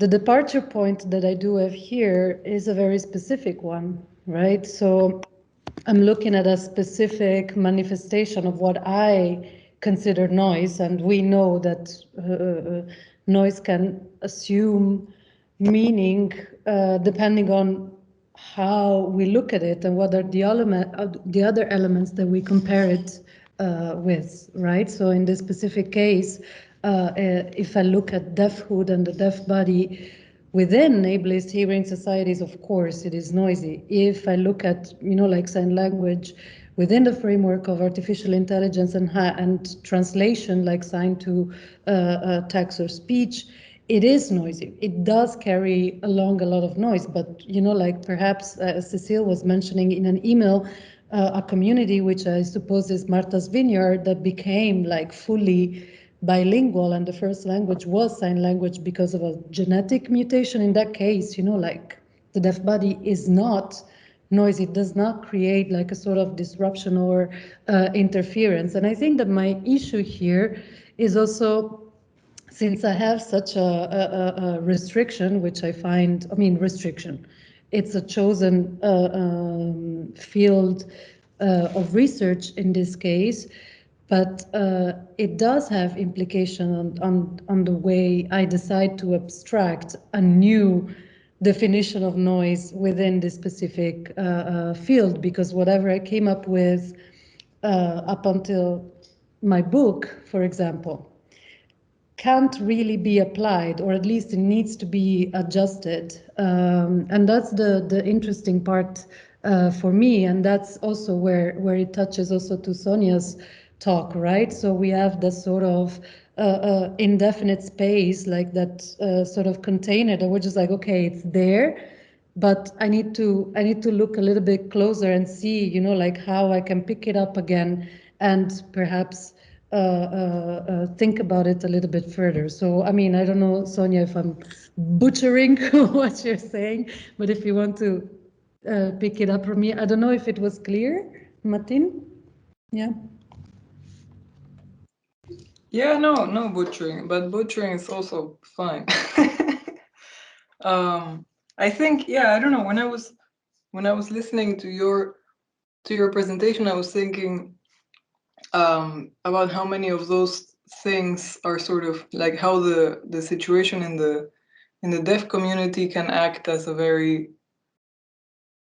very sharp magnifying glass on a lot of these things that occur throughout society, like, well, all these different types of blind spots, to not kind of, use the word blind for, it's just the word we have, the expression we have. But Deaf spot. Deaf spots, yeah, exactly. For a lot of these things that, when I was listening to you talking about how there's a huge hurdle to overcome with regard to the being able to capture, again, for lack of a better word, all the semantic complexity in signing. That was kind of, it was similar at the beginning of speech recognition for AI, just it's so noisy, quote unquote, and discerning between word A and word B is very complicated. Eventually you get there, right? Like I really have, full faith is also, again, the wrong word. All these expressions are terrible. What kind of language do we have? But I have a feeling that we can do it. But I do think it's like, yeah, it's really speaking to what I said earlier with regard to the fact that being aware of, the sort of conceptual development of these things humbles you to understand actually, the fragility of these concepts and the different types of interpretations and different types of ways of living that there are.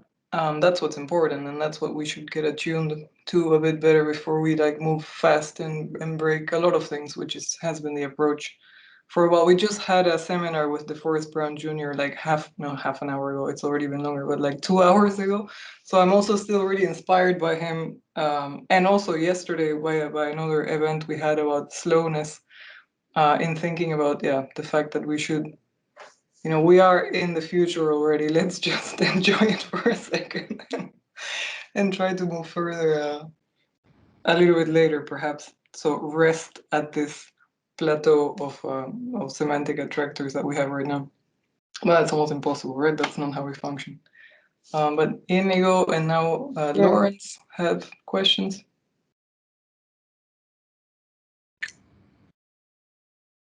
Yeah. I have so many questions and things to talk about, but I want to, maybe I'll just start with this. I'll restrict myself to one kind of idea for the moment. So it was to Sonia about about language. so you talked about you said you can think without language, and then I guess this brings up the question of like, and I think I would agree with you, but then the difficulty is like, what can we think, right? And what's the relationship of how we are able to think non-linguistically to how we are already language using creatures? So like there's plenty of, I think it's easy to slip into the myth of the given here, right? Where you kind of where you because you're already endowed with this conceptual capacity to think in determinate conceptual language, that you think that your thinking is outside of this conceptual structure when it is in fact conceptually structured. Absolutely. So right then I guess like when you had these ideas about the passport, like I'm supposing that was kind of It's primed by language, conceptually of course. Structured, right? Absolutely. Yeah. No, I didn't want to interrupt you. Sorry, but I wanted to affirm. No, but then I guess then I suppose it might be interesting to think about the relationship between semiotic awareness and semantic awareness, conceptual, and then I wanted to prompt you to talk about semantic attractors, because that has interested me, which I'm more I've heard of like semiotic attractors from René Thom, but I don't know anything about semantic attractors. It's more an expression that it's used in AI more from my understanding. That's the field that I associated with, but I like it as a concept. First, I will answer to what you said first, and then I will go to semantic attractors. No, totally. Like I completely agree with you, and I didn't mean it to come across. That's why I also tried to emphasize in the not in the PowerPoint, but in the PDF, I put like biased scientific observation, and so like it's a kind of joke. Obviously, we're primed to think conceptually by language. So like whatever experience I may have had, it's totally not reducible to an observation that we can make, at large with, oh, I didn't have words, therefore we can think with that language. But I was sort of trying to present that experience as really something that for me highlighted that fact I was trying to the point I was trying to make throughout the talk later on, like the fact that what words do is cancel a lot of stuff, there's the violence in language, etc., all this that we know, but really they're just stepping stones of rest that we can also, because we do all of that together, we can say like, oh, that's where we're at, even though you don't really know where you're at. And relating that maybe to what Martina was saying earlier, like I was thinking about the deaf community being so much smaller than the speaking through sound community, that what also is happening there, and I'm really completely noob, so I'm saying things that probably have been said a lot and talked about a lot, but it develops much faster because of the size of the community. So slang also in smaller communities just goes, full blown all over the place. Or when you talk with your family, you also develop all sorts of mannerisms and individual little things that happen just because of the fact that it's a small community. But why did I just jump there? I had a reason for that. Let me think. No, I really can't make the connection. But okay, to go to I was something about induction. It was something about how, so we were talking with Martina recently. Now I'm just like gonna jam, forget about trying to be coherent. So we were talking with Martina recently about, I'm interested in sign language myself because I'm not Italian, but in Argentina we also talk with our hands a lot. And I'm just very interested in spatial reasoning. So sort of sign language is for me the next step to go to for really kind of digging deeper into spatial reasoning. And we were talking about the sign for frog, right? that you said, like, it's like the, or toad. I can't remember now if it was frog or toad. So frog is this and toad is this, right? Or Yeah, toads. I need to look for it because I forgot. but it was one of the two. So yeah, like yeah, this is frog for sure. Yeah. And then toad was like doing this. So let's say for someone who doesn't know sign language, if you do this once, it's not yet, I mean, you know, there's many semantic attractors. You're understanding that it's a body, it's a hand, your person is trying to sign, etc. But you gotta do this once or twice, and then you maybe get the toad. You know what I mean? Like, so for a lot of other things, like that problem is just exactly the same problem in so many other circumstances. You're just figuring, you're honing in on what will feel comfortable for you to predict about that thing next. And once you understand that you have predicted, that's also the nice loop, then that becomes a semantic attractor, right? And then you can compare it to other larger scale things. You can do the meta prediction about that. And for me, it's just like, it's a nice concept because I deal with it mostly in relation to AI, and that's how it's talked about in AI. Like, for example, when things, you sort of feed a whole bunch of data into whatever type of machine, it's not important for the example. And then it starts, you know, doing some kind of convection around something. That's what becomes the semantic attractor. What is nice for me about the concept outside of AI is the fact that it can be a container, a conceptual container for words, for signs, for all sorts of things. And it carries with it. So that very fact of, it's not what I was trying to underline about concepts like noise, like complexity, like structure, things that we do not yet exactly know what we mean, yet we can make a statement about. You're honing in, you are spiraling around something, but you're not assigning meaning to it. That's why it's an attractor, and that's what I like about it. Like behind Michael's head, it's just like boom. But yeah, I'm totally sort of going all over the place, but that's hopefully kind of touching upon the things you mentioned. But obviously, it's not like you can think without language. I didn't make that. I didn't. It was not a scientific experiment by any means. And just to specify, one is Italian, the other one I didn't remember because it's Argentinian Spanish. We looked for That's the what- Argentinian one, yeah. So this one. Yeah, that's frog, but also toad in Argentinian is like, actually the hand is a little bit more. So it does this.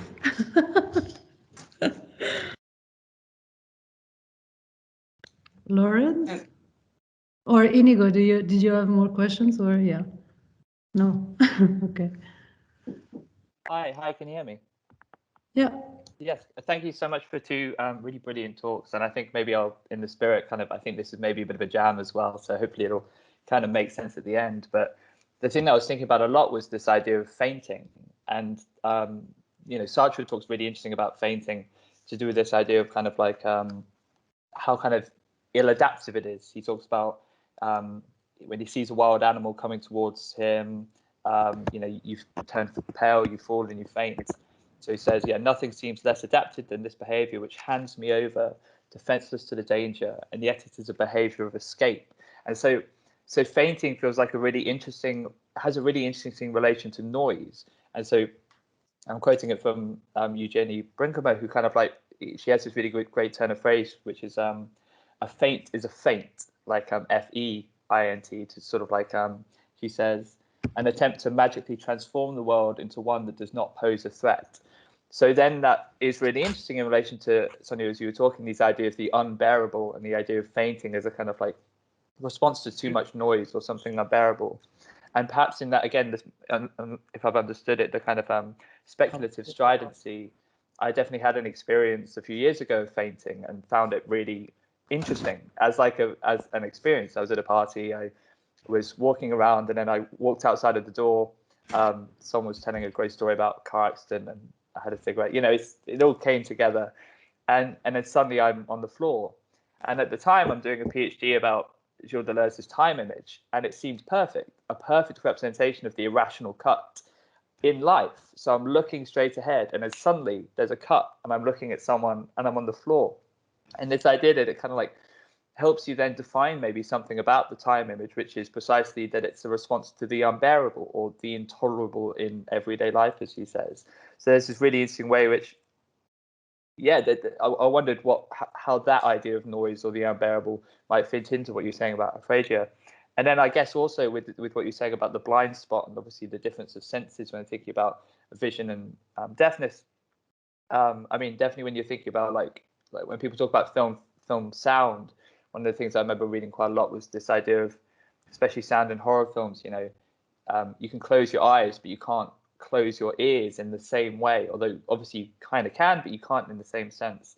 And in fact, to link it back, when she's talking about fainting and the faint, she also talks about crying and learning to cry. And she talks about, because this is what leads to it, she talks about when children first cry, because they don't cry with tears, you learn to cry with tears, they just close their eyes. So crying itself is a kind of like escape in the same way as fainting is. And then, but again, that's something that has a different relationship to sound in some ways. So I'm not quite sure, maybe that was a bit of a jam as well, but I think I'm hoping that there's stuff there to respond to, especially deafness and that the sort of vision metaphors, but also how we conceive of sort of escape in that sense. But thank you again for two amazingly interesting talks. No, definitely a lot of points there that are really interesting. One of the things that I had to think about immediately was that there are animals that sort of faint, purposefully to sort of avoid predators, and that's surprising for the predators. So they're like, what the hell is going on? But it's also indeed a way to sort of stop dealing with the moment itself, right? That's something I wanted to talk about a little bit more with relaxing your priors, and that being something we talked with Inigo on the phone a while ago already, when I was calling to ask a whole bunch of stuff like, hey, what about this? How do you deal with that? And then I was talking about sort of how certain things are able to put you in a completely different predictive state, like drugs, but also different types of changing your cognition. But that's also, maybe just to say one more thing that is maybe the opposite of that, and then to kind of pass it over to Martina about that. It's something we talked about with Martina quite a few years ago, maybe now, like that the Man Without Words from Susan Schaffler, I can't remember her name. She wrote a book about she went to study American Sign Language, and she went to look at different communities and how they were dealing with teaching sign language and deaf students who were from deaf from birth. And there was this one student, Ildefonso, who had been deaf from his birth, and he, because of being put from here to there and like foster home, he was always sort of ping-ponged around. He never properly learned sign language, and then he was something like 20 something or 30 even, and he still hadn't learned. He was in a school, and then this lady who was observing the deaf community, Susan, I'm sorry if I'm really butchering her name, Schaefer or Schaffler or something like that. She tried to really teach him. She was obsessed. She had to teach him, and he wouldn't get it. He would just sign back what she did, like, what are you doing? I'm just doing, what is this mirroring strange thing? And so one time what she did, the sort of aha moment, was she went to sign to an invisible student. So she went to sign to this non-existent, sitting on a chair, other person, and she was signing cat to him, and he got it. In that moment, he started crying, and he started pointing at everything like, what is that? What is that? What is that? He understood that things were coupled with this other thing, right? But only, that's for me the beautiful thing and the kind of semantic attractor thing, because he understood the invisibility of that student. He had that concept already. He had been seeing people sign to each other all the time, so he knew that that's what people did. So once he saw it outside of it, of him being part of it, he already had that clue to understand, like, that's what they're doing. Imagine that moment. He was like 30, 20 something. But yeah, so over to you, Martina. No, the one thing that I wanted to mention when Lawrence said, okay, we can't close our ears, that's very interesting because one of the parallels I always make within the framework of this specific research, I always quote a pretty bad old paper by a sociologist, a German sociologist or Austrian, I don't know, Schönhammer. And he wrote about the earphone beings. So when the Walkman appeared on the market at the beginning of the 80s, he was so annoyed. And that was very interesting. I mean, it was interesting to read this paper because he just like interviewed a lot of people and he built like this whole thesis on why the earphone beings were disrupting the shared social environment, which was, it's a parallel I make with the deaf, right? Because we cannot close our ears, but we can decide to just choose our soundtrack. And that's true since, you know, like just a few decades. And one of the one of the things that he mentions is that people found the earphone beings so annoying because they lacked there was no reciprocity of perspective. So the fact that the person without headphones could not take over the perspective of the person with the headphones, so could not imagine what that person was listening to. So this lack of control also over what they were experiencing and how perhaps the whole environment was being altered with through whatever they were listening to was the main reason why they really could not stand that. And I always use this because it's interesting that we never try to make that sort of parallel also with deafhood, right? Or just like the deaf condition as a mode of existence, because I mean, again, we have no idea what deaf people listen to, and that's also like another kind of overwhelming, I would say, thought, like not being able of even imagining what's going on in there, even though some people are there to explain it to us. I mean, and this is true mostly also for hard of hearing people that have like different kind of, or also deaf people who use cochlear implants, and what is the perception that they have with and without of the outside world. But anyway, this was just a comment on that definition, that sentence that you quoted. So yeah. Thank you. Thank you very much.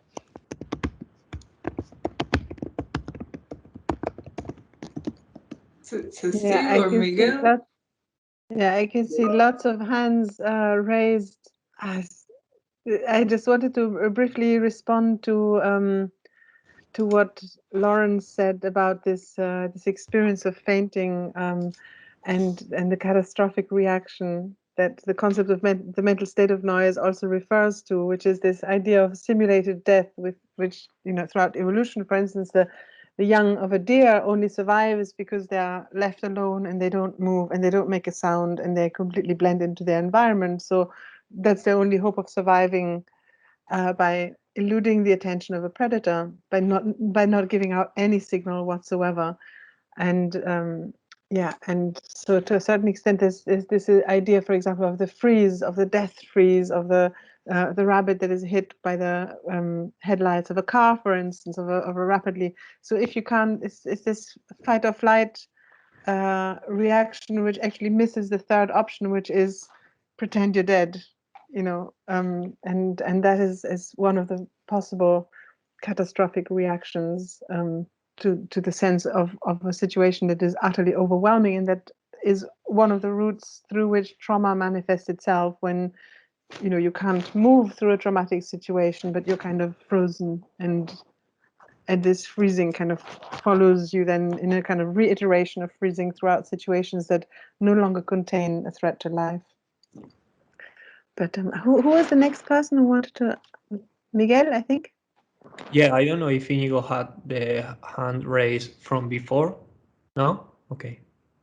I just want to entertain more this idea that you were mentioning before in the context of aphasia, and this notion of if we can have thoughts for which we have no words, something that I think is pretty obvious, no, that we can identify ourselves sometimes as going through states in which we have thoughts, but we have no words, no codified language that is useful to express these thoughts. So if we can indeed think without language or ready-made semantic landscape for this situation. Obviously, as well, we are aware that there are certain kinds of thoughts and thinking processes that are triggered and possible just because we have certain languages. But then I was remembering a conversation that Martina and I had with Sami Khatib regarding artificial intelligence. And I realized that, yeah, obviously, we can have certain thoughts that maybe we have no words, but there is this thing that since we have language, this very same language articulates an inner dialogue with ourselves that tells us we are thinking. I don't know if you are following me. So as soon as some sort of semantic messages are being produced in our brain, we have an additional meta layer that tells us, okay, we are thinking. And that's a problem for certain meditation processes, when we try to empty our mind, etc. So I see, and I can picture myself in a situation as you were describing in these different problems with aphasia. So this is very interesting because when we were talking with Sami, he mentioned, I am skeptical about what some people understand by artificial intelligence, because for me, intelligence is particularly characterized by certain unconscious processes. Certain processes of which any intelligent agent is not conscious.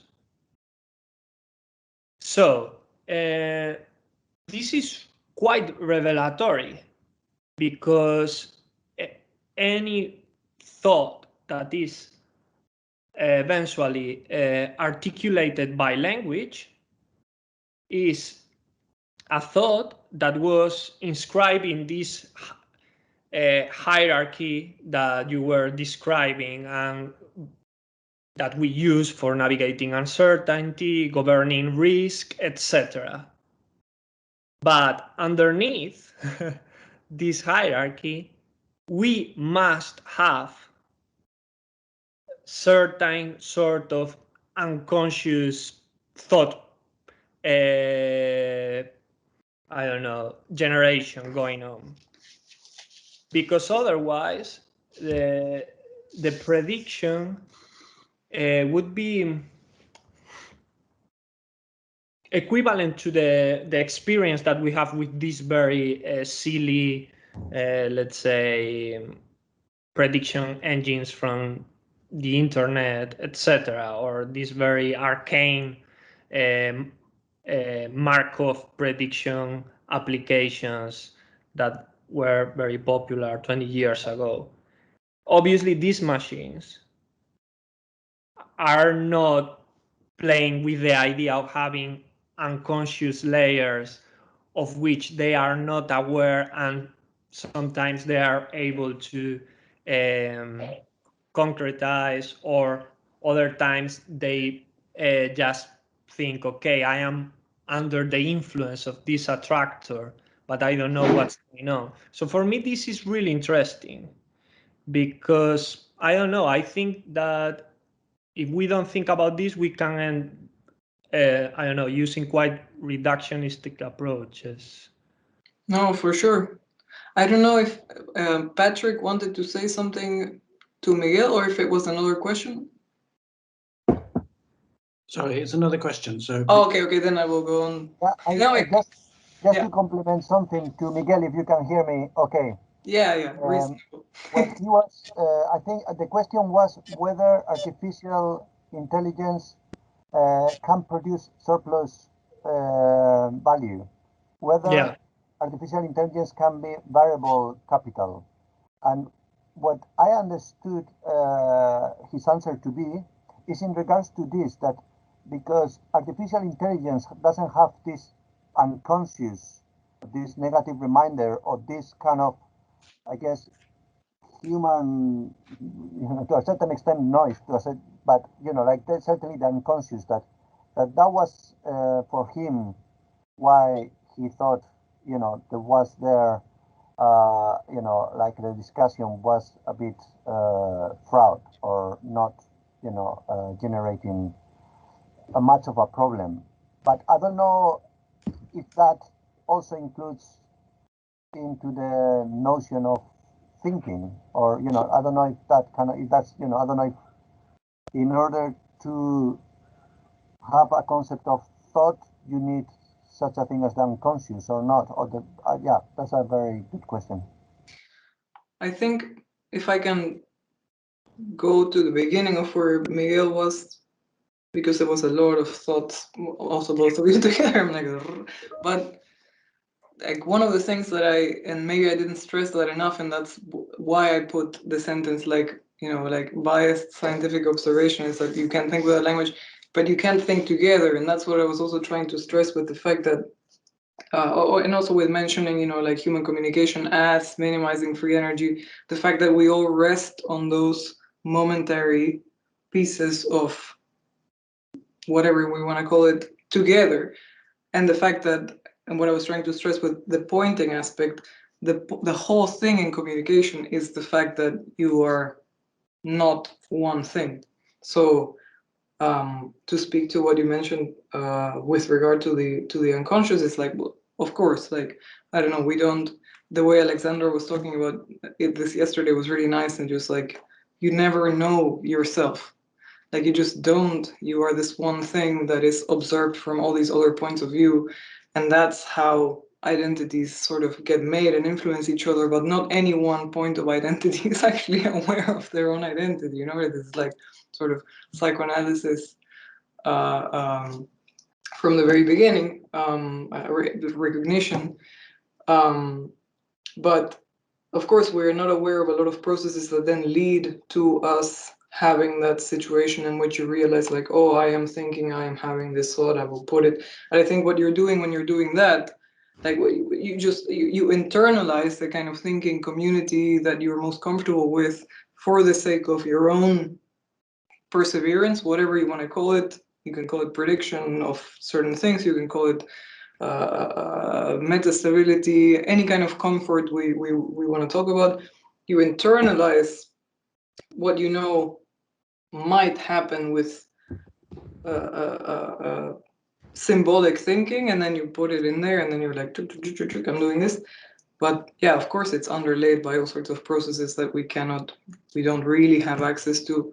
And like, not to, I hate the thinking fast and thinking slow. I recently sent to all of you, like, this fucking Kahneman, I don't like him. But there is, of course, a lot of stuff in there, like fainting. To just go back to fainting, it's not that we often see fainting as this moment of like total loss, inability to respond, and bam. But it's actually, the autonomic system knows, and I'm really like putting scare quotes around every single word, but that you're gonna have a problem with oxygen flow to the brain, so you need to go down, because otherwise something is gonna go awry. So that's why you faint. It's not that something goes so terribly wrong that your body drops. And that's how we often see it. It's more like the body knows that something is gonna go terribly right, so you drop, right? Same with a lot of other, like it's just for knee-jerk reactions, etc., etc. I don't know if I'm making any sense because I'm trying to catch all the thoughts that you went through by kind of, but I don't know if I would agree with Sami then with regard to that like the machine can't have that and we can have that. I'm not on that. I would be very skeptical towards that. And why do you want to elaborate on that? So maybe you want to rephrase it. So the reason why we would be like the machine, the machine, the machine. Sorry, just 1 second. Sorry, guys, I just need to say very briefly, Martina has to go. Oh, Martina. Thank you. Yeah, I mean, it's Sorry, been I a long took day, but I also have to jump on the last train of the day. Thank you So so much. It's been just so inspiring, and we'll continue thinking with you even in your absence. yes, I mean, we will continue anyway within the league of noise. Ciao, everybody. Thank you for attending and for your comments and questions. Thank you, Martina. Bye. Ciao, Martina. Ciao. Thank you.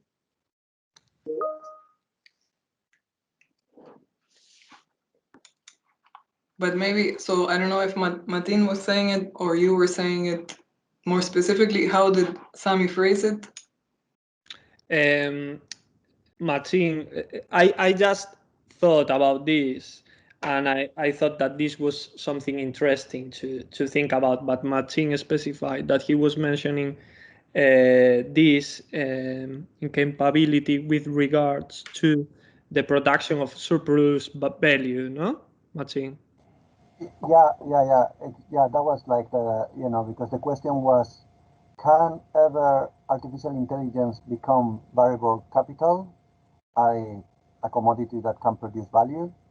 And his answer was not, because as long as it doesn't have an unconscious, it cannot. And then I was thinking that, for example, in terms of thinking, of course, for example, somebody like Reza, I don't know if Inigo will go into that, but I presume yes. For sure, for Reza, the unconscious doesn't take any role for thinking. I mean, for him, the subject of reason, in fact, is the one that can produce freedom. So it's certainly thinking doesn't require an unconscious by any means. And artificial intelligence or general artificial intelligence can also achieve it. But I think it's a fascinating question regarding the unconscious, noise, and thinking. I just to very quickly, because I want to hear what Inigo has to say about this, and also Patrick has a question for a while, but I would say that because of also what I was trying to stress throughout the presentation, like I do think you need an unconscious for thinking, because it's precisely about that difference. If there was no unconscious, then you wouldn't. And I mean, this is like, how are we going to define unconscious, right? But just let's say the moments when that just very, very broadly defined right now, not in the psychoanalytical sense, in the way that I want to use it just for this sentence, for this presentation of this concept right now, the moments during which you put things at rest to do something else and just have something be assumed, but so basically assumed that you're not even thinking about it in the moment. It's your platform for thought. That would be, in this context, the unconscious for me right now. Like really in this context, don't quote me for life on like, this is what Sonia thinks the unconscious is. Just so I do think you need that for thought, definitely. You need that moment of difference. You need that moment of that's the only way I think we know time to function, right? You just sort of need, like Borges said beautifully, like thinking is forgetting, right? You're not a Turing machine that is unable to stop, and you're not an Aleph point that is able to encompass all points. You're not. The reason that you're capable of thought is because you're capable of blind spots, very loosely speaking. So I wouldn't agree, but then so I wouldn't agree that you don't need the unconscious. And then, and it's also, I don't know why Reza would say that, because if he's loving Hegel so much lately, then he should totally be like, that's exactly what Hegel said. That's what impulsed also psychoanalysis to think that way. It's like, it's the stuff that you're kind of not facing that is giving you the possibility to have a perspective, etc., etc., right? And it's that whole relational thing. But anyway, and then I wouldn't agree with Sami, because of course a machine is able to have an unconscious, like maybe not right now, but you could even argue like, whatever, the fact that we're able to see something as silly as like, you know, deep dream images, is like, that's something we weren't able to come up with, and that's something that just happened and we were surprised by, that was happening inside the machine. And all of these things I'm putting again with very big scare quotes, but now I want to hear what the others have to say. I don't know if Inigo immediately had, or like Patrick had a question from earlier. I would be happy to say something about that, but maybe we should give Patrick his question and we can come back to it. Okay, thanks. Yeah, first of all, thanks very much. Brilliant talks. And yes, this isn't really, I'm not sure, it's not going to be very coherent. I'm not even sure if I have a point, but anyway, it's more of a change. That's good, I know. So my usual recourse is to older stuff. So I was thinking about the essay by Roman Jakobson, called Two Types of Aphasia, which is, I don't know from when, from the 50s maybe, where he's, I think, elaborates that in proximity to the development of cybernetics, parallel development of cybernetics at the time. And that has a very, you know, in trying to think about language as a codified and structured system, which, and I said this was going to be a chain of association, which is very kind of important for Lacan in his thinking about the chain of signifiers. And I think the notion of the point de capiton, or the upholstering point, I'm also looking at you, Jessica, is very important there, and has a certain similarity to the semantic attractor idea that you developed. And so that's my first starting point. But I also wanted to talk about an experience I had now about 15 years ago, but I haven't had it since, where I was at work and I had a meeting, and then I went to have lunch, and I was talking to someone else at the time as well. And I just felt that I didn't have much insight into it, but my thoughts just became a kind of flow, a pure flow without any, I didn't have the ability to distinguish one from the other, kind of sort them into bits, or identifiable bits, one which was different from the other, which would be something like a language. And it wasn't, I didn't have a kind of fight or flight response to it. I thought it was slightly frustrating, but I thought it was kind of funny while I was experiencing it. But afterwards, I thought, oh my God, this is catastrophic. I'm losing my mind. So, but that for me describes an experience of what might be called noise, about this flow, pure flow, without the ability to differentiate bits, or bytes, you know, bits of a kind of discrete elements. And I think that obviously it hopefully not, but relates to some kinds of experience of madness. So yes, I don't know. That's the end of my chain of association. Really, I don't know. Typically, doesn't really go anywhere. But I don't know. It seems to me there's kind of perhaps a point might be. How can we think the difference between a language which has codified bits or thoughts or elements or signifiers, and the experience of some of those being missing, or and even, you know, one could say that the sign language itself is a language because it has these different signifiers, I guess, versus a different kind of experience, which one could relate to, I don't know, Artaud, for example, saying that there are certain moments where his thought just escaped him, and there was thought going on, but he didn't have it. So I guess it relates to the next talk as well about anti-psychiatry. But I'll stop there, and perhaps we can go back to the other questions.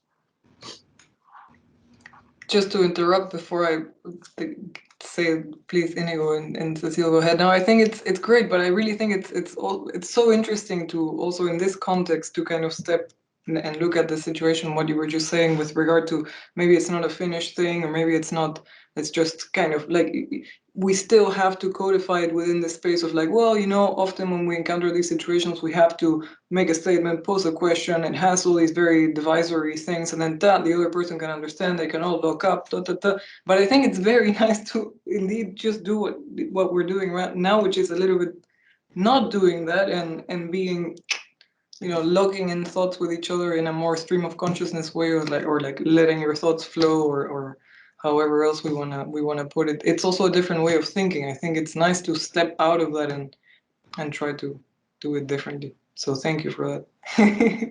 But then Inigo and Cecile. Yeah, well, I guess I have many thoughts about this question of AI and unconscious. Firstly, I would say, you know, well, the issue is one of like a semantic one about, you know, the definition of thought to begin with, right? You know, so, you know, Turing's famous paper, Can Machines Think? It's like, I mean, well, he said, you know, it's a stupid question. It's not even a question, right? Because it's you know, and I think, you know, Chomsky had this example of like, okay, well, we could say the same, like, do planes fly? Well, yeah, not in the same way as birds, but yeah, they fly. If you want to define flying as flapping your wings, they don't, but planes fly. You know, if you want to define thinking as having an unconscious, then at the moment, you know, not exactly, right? But then kind of, you know, that's a semantic issue. I mean, I think, you know, also we can think of like the whole, you know, the way that you have like the latent space of the generative model. This is something like an unconscious of the modeling process, right? I mean, it's not the same because there are specificities to the way that cognition works with regard to psychology and the ego and so on. That's different. Like maybe we could also reverse the question and say, you know, as Metzinger said, you know, do we need consciousness to think? And you know, his answer was no. You could have a thinking system that that was not conscious. Then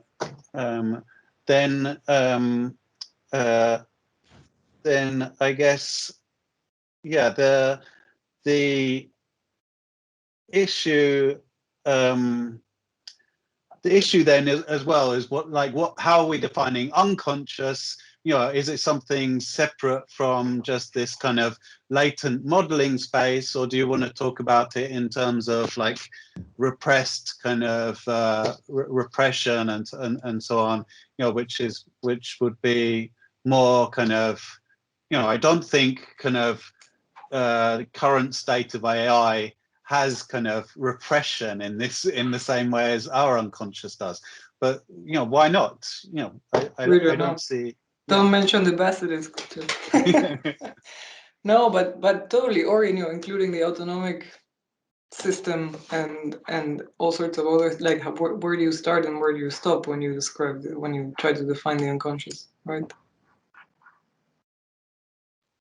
And also, I mean, sorry, I forgot to say about, because Martin brought up this issue of like the Reza and the rational kind of idea of thinking. And I think, yeah, in that, on that point, I would say yes, to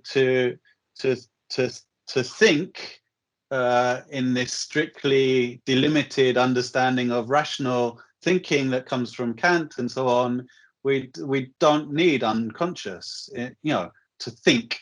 But for cognition, yes, we do. You know, I mean, that's how cognition works. You know, to think, as in to make a judgment, you know, with conceptual content. Yes, okay, right. It's different. Okay, I need to say something about Kant and the way of thinking of pure reason. There's a conversation that I had with Martin. Coming back to a conversation I had with Martin not so long ago. This idea that in his first preface to the Critique of Pure Reason, Kant says metaphysics is Ovid's Queen Hecuba. And nobody looks up Ovid's Queen Hecuba. Queen Hecuba is a theme that has been kind of interpreted by many playwrights, often in a kind of semi-sexualized way of the loss of Troy and the kind of complete loss of control, and the Queen of Troy basically losing all her children. And if you read Ovid's Lament of Queen Hecuba, it is the most world-shattering text, one of the worst that has probably ever been written. And Queen Hecuba, basically, she's cleaning the corpse of her daughter after all but one of her children have died. And as she's cleaning the corpse of her daughter and lamenting why does she have to be alive to experience the loss of her children, she sees the corpse of her last son washed up on the shore. And in that moment, she stops lamenting and she kind of looks up. So it's really moving, yeah. So she basically gets up, goes to the person who was supposed to protect her son. So this is the last of her children having died, and makes her way through the different kind of security forces to this person, and starts, attacking him and digging his eyeballs out and sucking the blood out of his skull, and it's like complete horror. And then she kind of looks up and howls like a beast, and she can no longer speak. So that's the lament of Hecuba, and obviously can't remove that from the second introduction to the Critique of Pure Reason. I don't know why. Did he kind of think the metaphor didn't have its place? Did he reread Ovid's Lament of Hecuba? What on earth happened there? But there's, to a certain extent, if you like, the confrontation with a real that makes you speechless, but that nevertheless, so trauma is something that informs you about the real without being subject to knowledge. So it's no longer subject to language, it's no longer subject to knowledge. And it is deleted. All you have is this kind of the waters closing over it, pure reason, moving on, marching on without the memory of it, because it's kind of elided from the first introduction. It's not elided is the wrong word. It's kind of deleted from it. And the reason why I mention this is the very fact that you have to delete this out. I'm not trying to say that I have any form of insight into why I can't ever put this metaphor in there or why he took it out. But if you deny the existence of the subconscious, which doesn't have to be something necessarily restricted to a kind of Freudian view, but then you also cannot look at the way in which, for example, computer-brain interfaces can access preconscious processes of perception and judgment. So, for example, when they use kind of electrodes, they place electrodes on the heads of analysts who have to look in a limited space of time at thousands of images of satellite images of a terrain where they have to kind of identify a space that could trigger a warning signal. There's something going on here that you need to direct your attention to and direct military attention to. So because there's too much data and you don't have the time to trawl through all of this, they have developed this way of using computer-brain interfaces to pick up signals, so pre-conscious responses of the brain to images that potentially could refer to a warning trigger or a situation that's dangerous. And they found that actually they are accurate in a very high percentage of cases. So if you are able to access pre-conscious, so the way that they do this, is by basically flicking through images at 1 second interval. So there's no way that you consciously could look at these images and kind of identify a danger. If you can do this for this specific context, you can obviously do it also for commercial applications. What potentially arouses someone when they look at an image? I mean, what are all the different ways that you can mobilize with predictive behavioral outcomes, the pre-conscious inclinations that people will have in their process of perception, including precognitive or pre-conscious perception?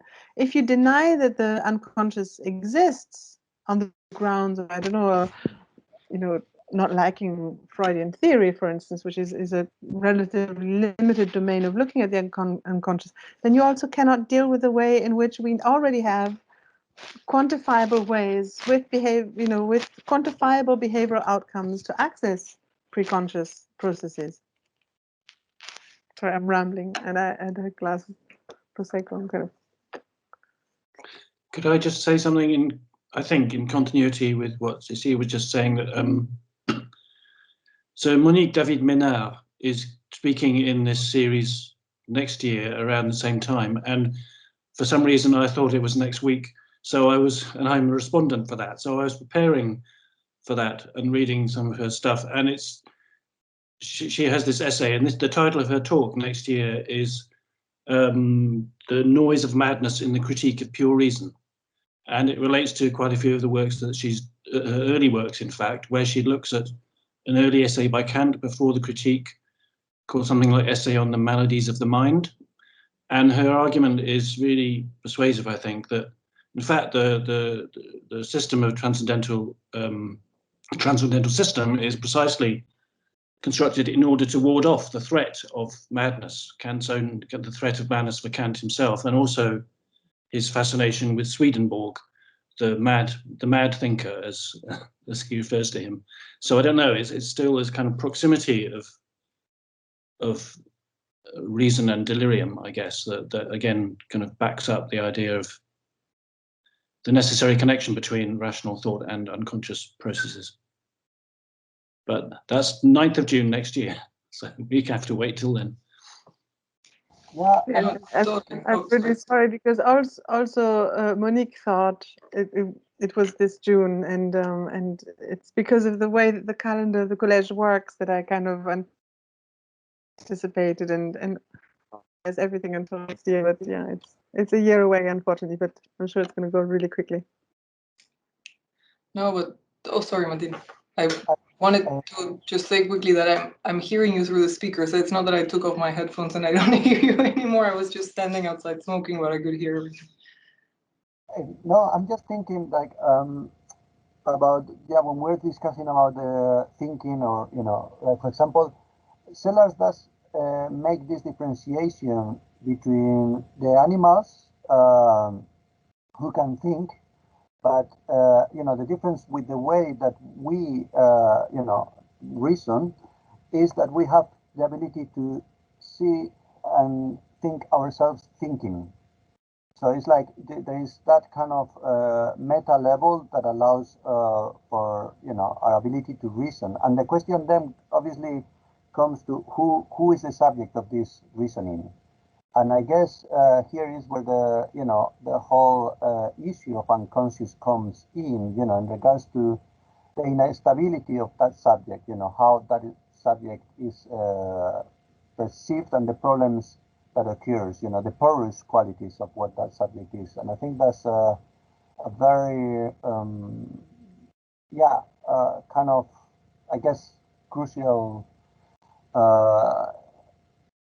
distinction, which I think it links well with other talk that we were talking with Inigo, in the relationship between alienation and noise, that there is always that kind of, that subject is never stable, and there's always that kind of negative qualities that makes it, that surpasses or that problematizes its own conceptualization, it's understood as a kind of, who is the subject, which is, I guess is a concept emerging, in early 14th century, which, starts to, develop with this subject object distinction. So that's, I think, part of this historical specificity of what, thinking in the modern sense means.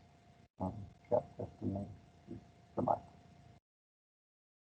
So is this not linked, this fragility, is this not linked to the anxiety with which, for example, the non-hearing or the deaf are kept at bay? So the idea that you can help the deaf, but you can't ask the deaf to get involved and change society in a way that is that is amenable to living in this society, even when you don't hear with all your other abilities, is the idea that if the self wasn't already such a fragile construct, you wouldn't have to ward it off so anxiously against other forms of identity that, without your stigmatizing them, would actually do quite well, as indeed those settlers that developed into a community of deaf people who got along quite well without the norm. But the norm itself is something that is like a life. What do you call this? This ring that you throw to save someone's life, a lifesaver. Yeah, like Can't think of the right word anymore.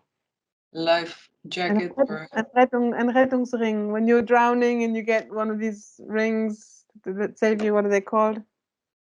Can't remember. float. Yeah, what is it called?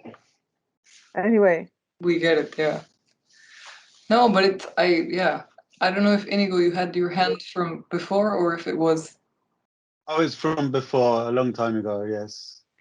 No, I think like a lot of the things that you're touching upon are pointing to this thing, which for me is like I don't want to use any words like obvious or this kind of stuff because that's very violent, but like where does newness come from? Where do these aha moments emerge from if you don't allow for those spaces of indeed like non-reason or instability, unpredictability? Like we are open systems all the time, and like if you're not, then you would be the Asimov computer that just, and then there was light, you know what I mean? Or you would be something that just doesn't differentiate. You would be something that is incapable of getting outside of a loop. Like I think the trap of reason in a lot of the ways that all of you were just mentioning is precisely that, the fact that when something is when you can diagrammatize something enough that feels comfortable for you, it indeed feels comfortable enough that it feels as if it applies in all cases, all other things being equal, right? But that's the whole thing. It's never the case that all other things are equal. And that sensitivity, that thing, I think, I really have the feeling that, and of course, this is just my perspective from a very specific point of view, but everything that we're doing, including this conversation right now, is actually, small steps towards different ways of reasoning in which we are actually capable of understanding precisely that and understanding that whatever it is that we call reason functions precisely because of all those gaps that we're unable to close, all those structures that we're unable to completely visualize, all those things that we're calling noise or complexity, chaos, for lack of better words. No, something like that.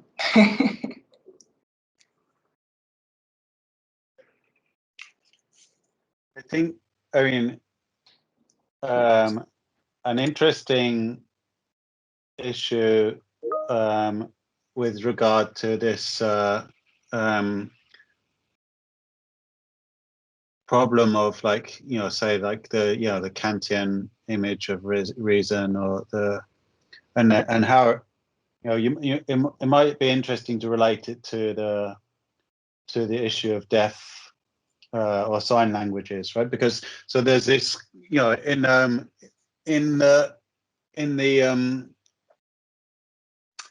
there's a number of different ways that people have characterized the universals of language. Most almost always it's assumed that language is spoken first of all, and so sign languages have been kind of left out of all of those discussions, treated as noise by most kind of linguistic kind of theory. So the universals of language, just assume spoken for a start. Then I'm just thinking about how, for example, like the propositional form is like seen as basic to kind of Kantian reasoning, which, and then, you know, whether what, you know, what would be the difference in sign language. You know, obviously you've got the kind of same, well, not obviously, but, you know, I'm supposing you have the same kind of referring and characterizing functions that language does, but whether or not we have the propositional form is another question. I'm not sure. Can I ask something? Isn't writing a sign language too? Well, not of the same kind, right? Because it's, you know, it's a. I mean, all languages in signs, but sign language, when we're talking about deaf sign language, is a specific term meaning, you know, with gesture. So it's a. I know what you mean, but to a certain extent, if you allow yourself to be idiotic about it for a moment, it is extraordinary that we draw lines in a kind of regular pattern, and the whole of complexity of language that transcodes an even greater complexity of experience naturally finds its home in these lines, patterns of lines that are codified as written language. To a certain extent, I'm just saying, of course it's different from gestures, but if you think of the fact that geometry, for instance, is first of all walking through a field and pacing it, and you know, understanding the dimensions of a piece of land that belonged to you or that belonged to a neighbor, or there is something interesting in this discrimination of different types of codifying the complexity of experience in such a way that you can reliably repeat and transmit it. I think that it's probably there's been a lot written about it, but it's a fascinating question of what is the difference actually between one and the other one.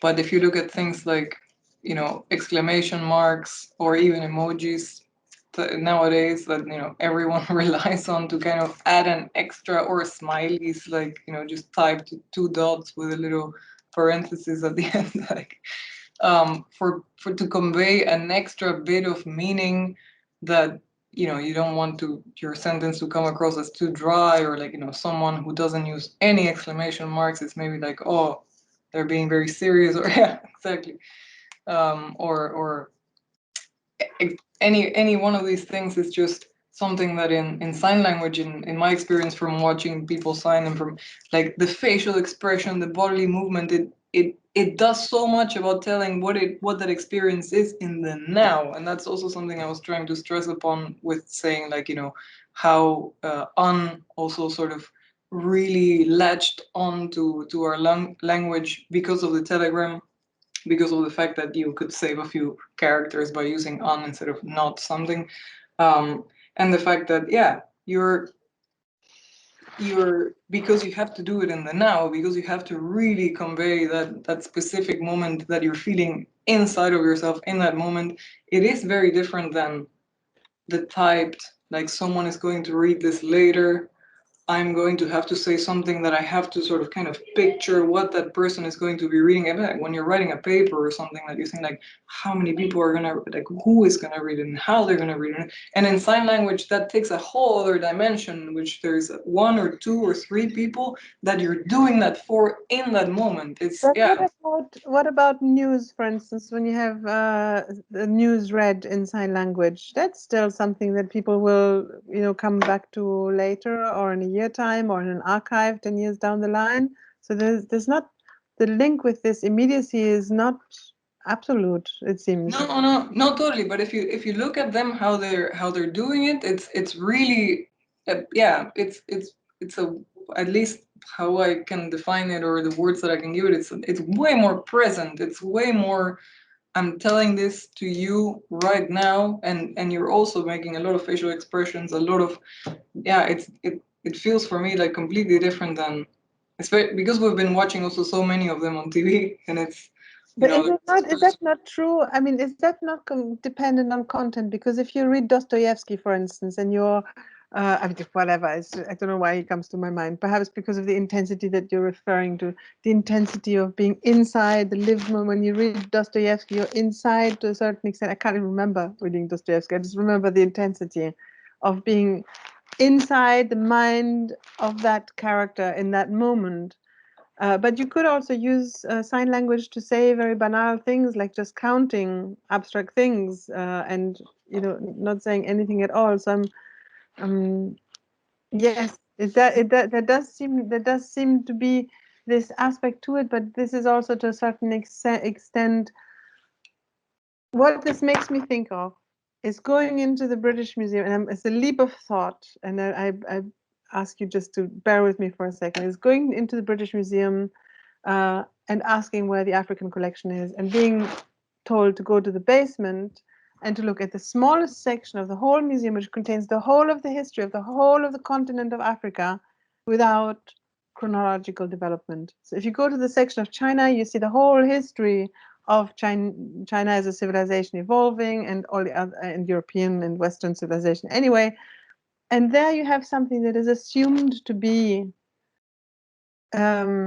artifacts that transcribe a kind of simultaneous experience, and therefore don't they have slight regional demarcations, but no historical progression. There's no history to it to a certain extent. And so it seems to me almost as if what we know of sign language now, how we think of the language of sign language as a language confined to deaf people, without thinking of the way that we think 1, 2, 3, for instance, or that geometry transcribes movements, is perhaps reduced because of the way that we exercise a group that questions the construction of our cogito, in a way that we would just want to think of our cogito as a norm that is solid and that is there and that is the absolute basis on which we can then think complex things like the universe. But if you think of the construct of this cogito as something complex, you're more fragile. So if you include the fact that you have deaf communities that construct this cogito completely differently, if it's threatening, you will just limit the notion that you have of that language to something that is, like the British Museum does with the history of African civilization, something that is denied historicity and its own development rationality to a certain extent. I'm just wondering, I'm riffing here, but I'm really into, I wanted to ask you something, Cecile, because you're a German speaker. I have an impression that German is the language it relies the most in its literalness. Or I put an example. A German teacher of mine was saying that what Germany exports the most is not cars, but juridical system. And it is because it's so precise in the language that it doesn't leave room for interpretations. So it tries to capture in language all the possible misunderstandings. And I have an impression by living here in Germany that people really, I come from north of Spain, from the Basque Country, so we rely much more in body language. But here I have the impression that people rely a lot into the language itself to make all the job of thinking, rationality, and communication. And we've been talking about Kant quite a bit, which I think he really tried in language as much as possible to basically propose a form of rationality that deals with all the problems and categories. How is that like you, that you're able to you're a German speaker, have you thought about this, or this is not something? No, what immediately comes to my mind is when Ian Hamilton Grant said to me, I don't understand why German philosophers don't beat each other up from morning till evening. And I said, why? What do you mean? And he said, because they can say things to each other like, you are categorically wrong. So there's a whole area of subtlety of language in the English language where you can give someone to understand that you're going somewhere else with thought than they are. But that leaves a whole landscape to roam for each and every person to find their own path, and your diverging paths, that's okay. Whereas the idea of a kind of univocal reason, I think it almost anticipates how the German language has evolved, the idea that you're either right or you're wrong. And it's what makes me freak out so much about the conspiracy theories. Sorry, someone is going. Inigo has got to go. Thank you so much, Inigo. What makes me so worried about the conspiracy theories in Germany more than in any other country is this, together with the German propensity for rationalization.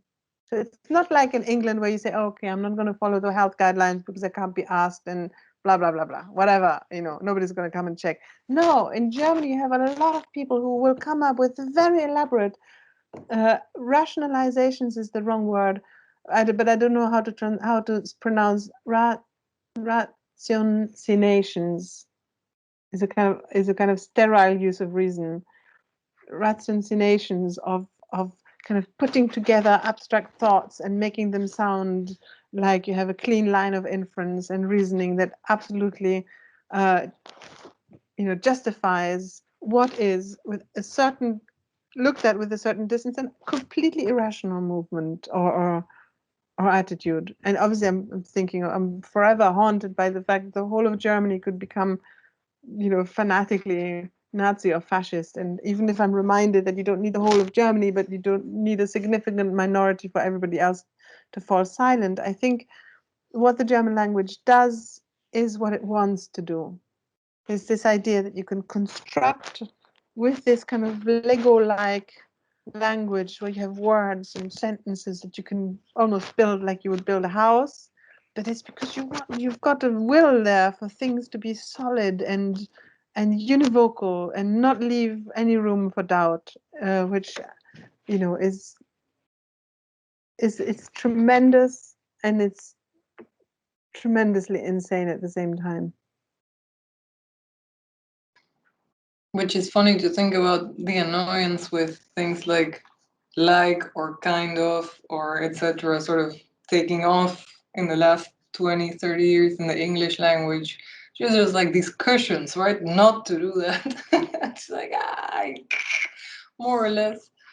Yeah, it really makes me think about in Spanish also, you don't have this feeling of the construction. It's this sort of like approximation. At least I'm speaking from an Argentinian perspective, of course, but it also has this kind of about it all the time. It also has, and a lot of slang, like a lot of slang that develops very quickly. In Buenos Aires, like lunfardo is very famous with this slang that emerged in the 20s, but even earlier, of course, it started, but it became really famous in the 20s, and it was picked up by tango, and it's all in all the tango lyrics. You have lunfardo everywhere, and you sort of twist words around, or you use a lot of very, very interesting metaphors here and there, and it's, for me, it always has this, not lunfardo in particular, but just like the feeling that Spanish is malleable, has that familiarity thing of like, you know what I'm talking about anyway. You know what I mean? Like some things you can be lazy about because it's like, and maybe that's also my bias in thinking about word containers in this way. Like, you know anyway what I'm going to be saying, so it's not necessary to explain the full thing or to be, which maybe German has the opposite of. You're just like, this is very unambiguous. I'm presenting it to you in exactly this order, so that's what it is. Like, there's no way you can get it wrong. Yeah. Yeah, in fact, my friend, I have a good story that I think is a Spanish friend, and he was so scared of the German silences. He was just like, oh no, he was hating them, So he started to think about them. Where do they come from? And he came with the conclusion that it has to do with the structure of the sentences where the verb comes at the end, which, funnily enough, it comes from Latin. But we lost that structure. It's the only language that it has that, So obviously people need to listen to the end of the sentences and listen to, in order to make sense of the whole thing. So people have to think beforehand what they're going to say, and then people have to listen to. So that's why I'm very impressed here how people quiet are in talks and lectures. In Spain, you start talking, and as you said, it's it's thinking together. You start with the first sentence, but you know that somebody will interrupt, and you will. So you're not trying to like have the whole coherence. I think it's funny this. No, that's true. That's also in Dutch, actually, that you have the verb at the end. You really have to have figured out exactly how you're going to say it before you. Yeah. Yeah. I was about to say, by the way, I think I need to eat. I'm like, damn, it's not. Oh, you're muted.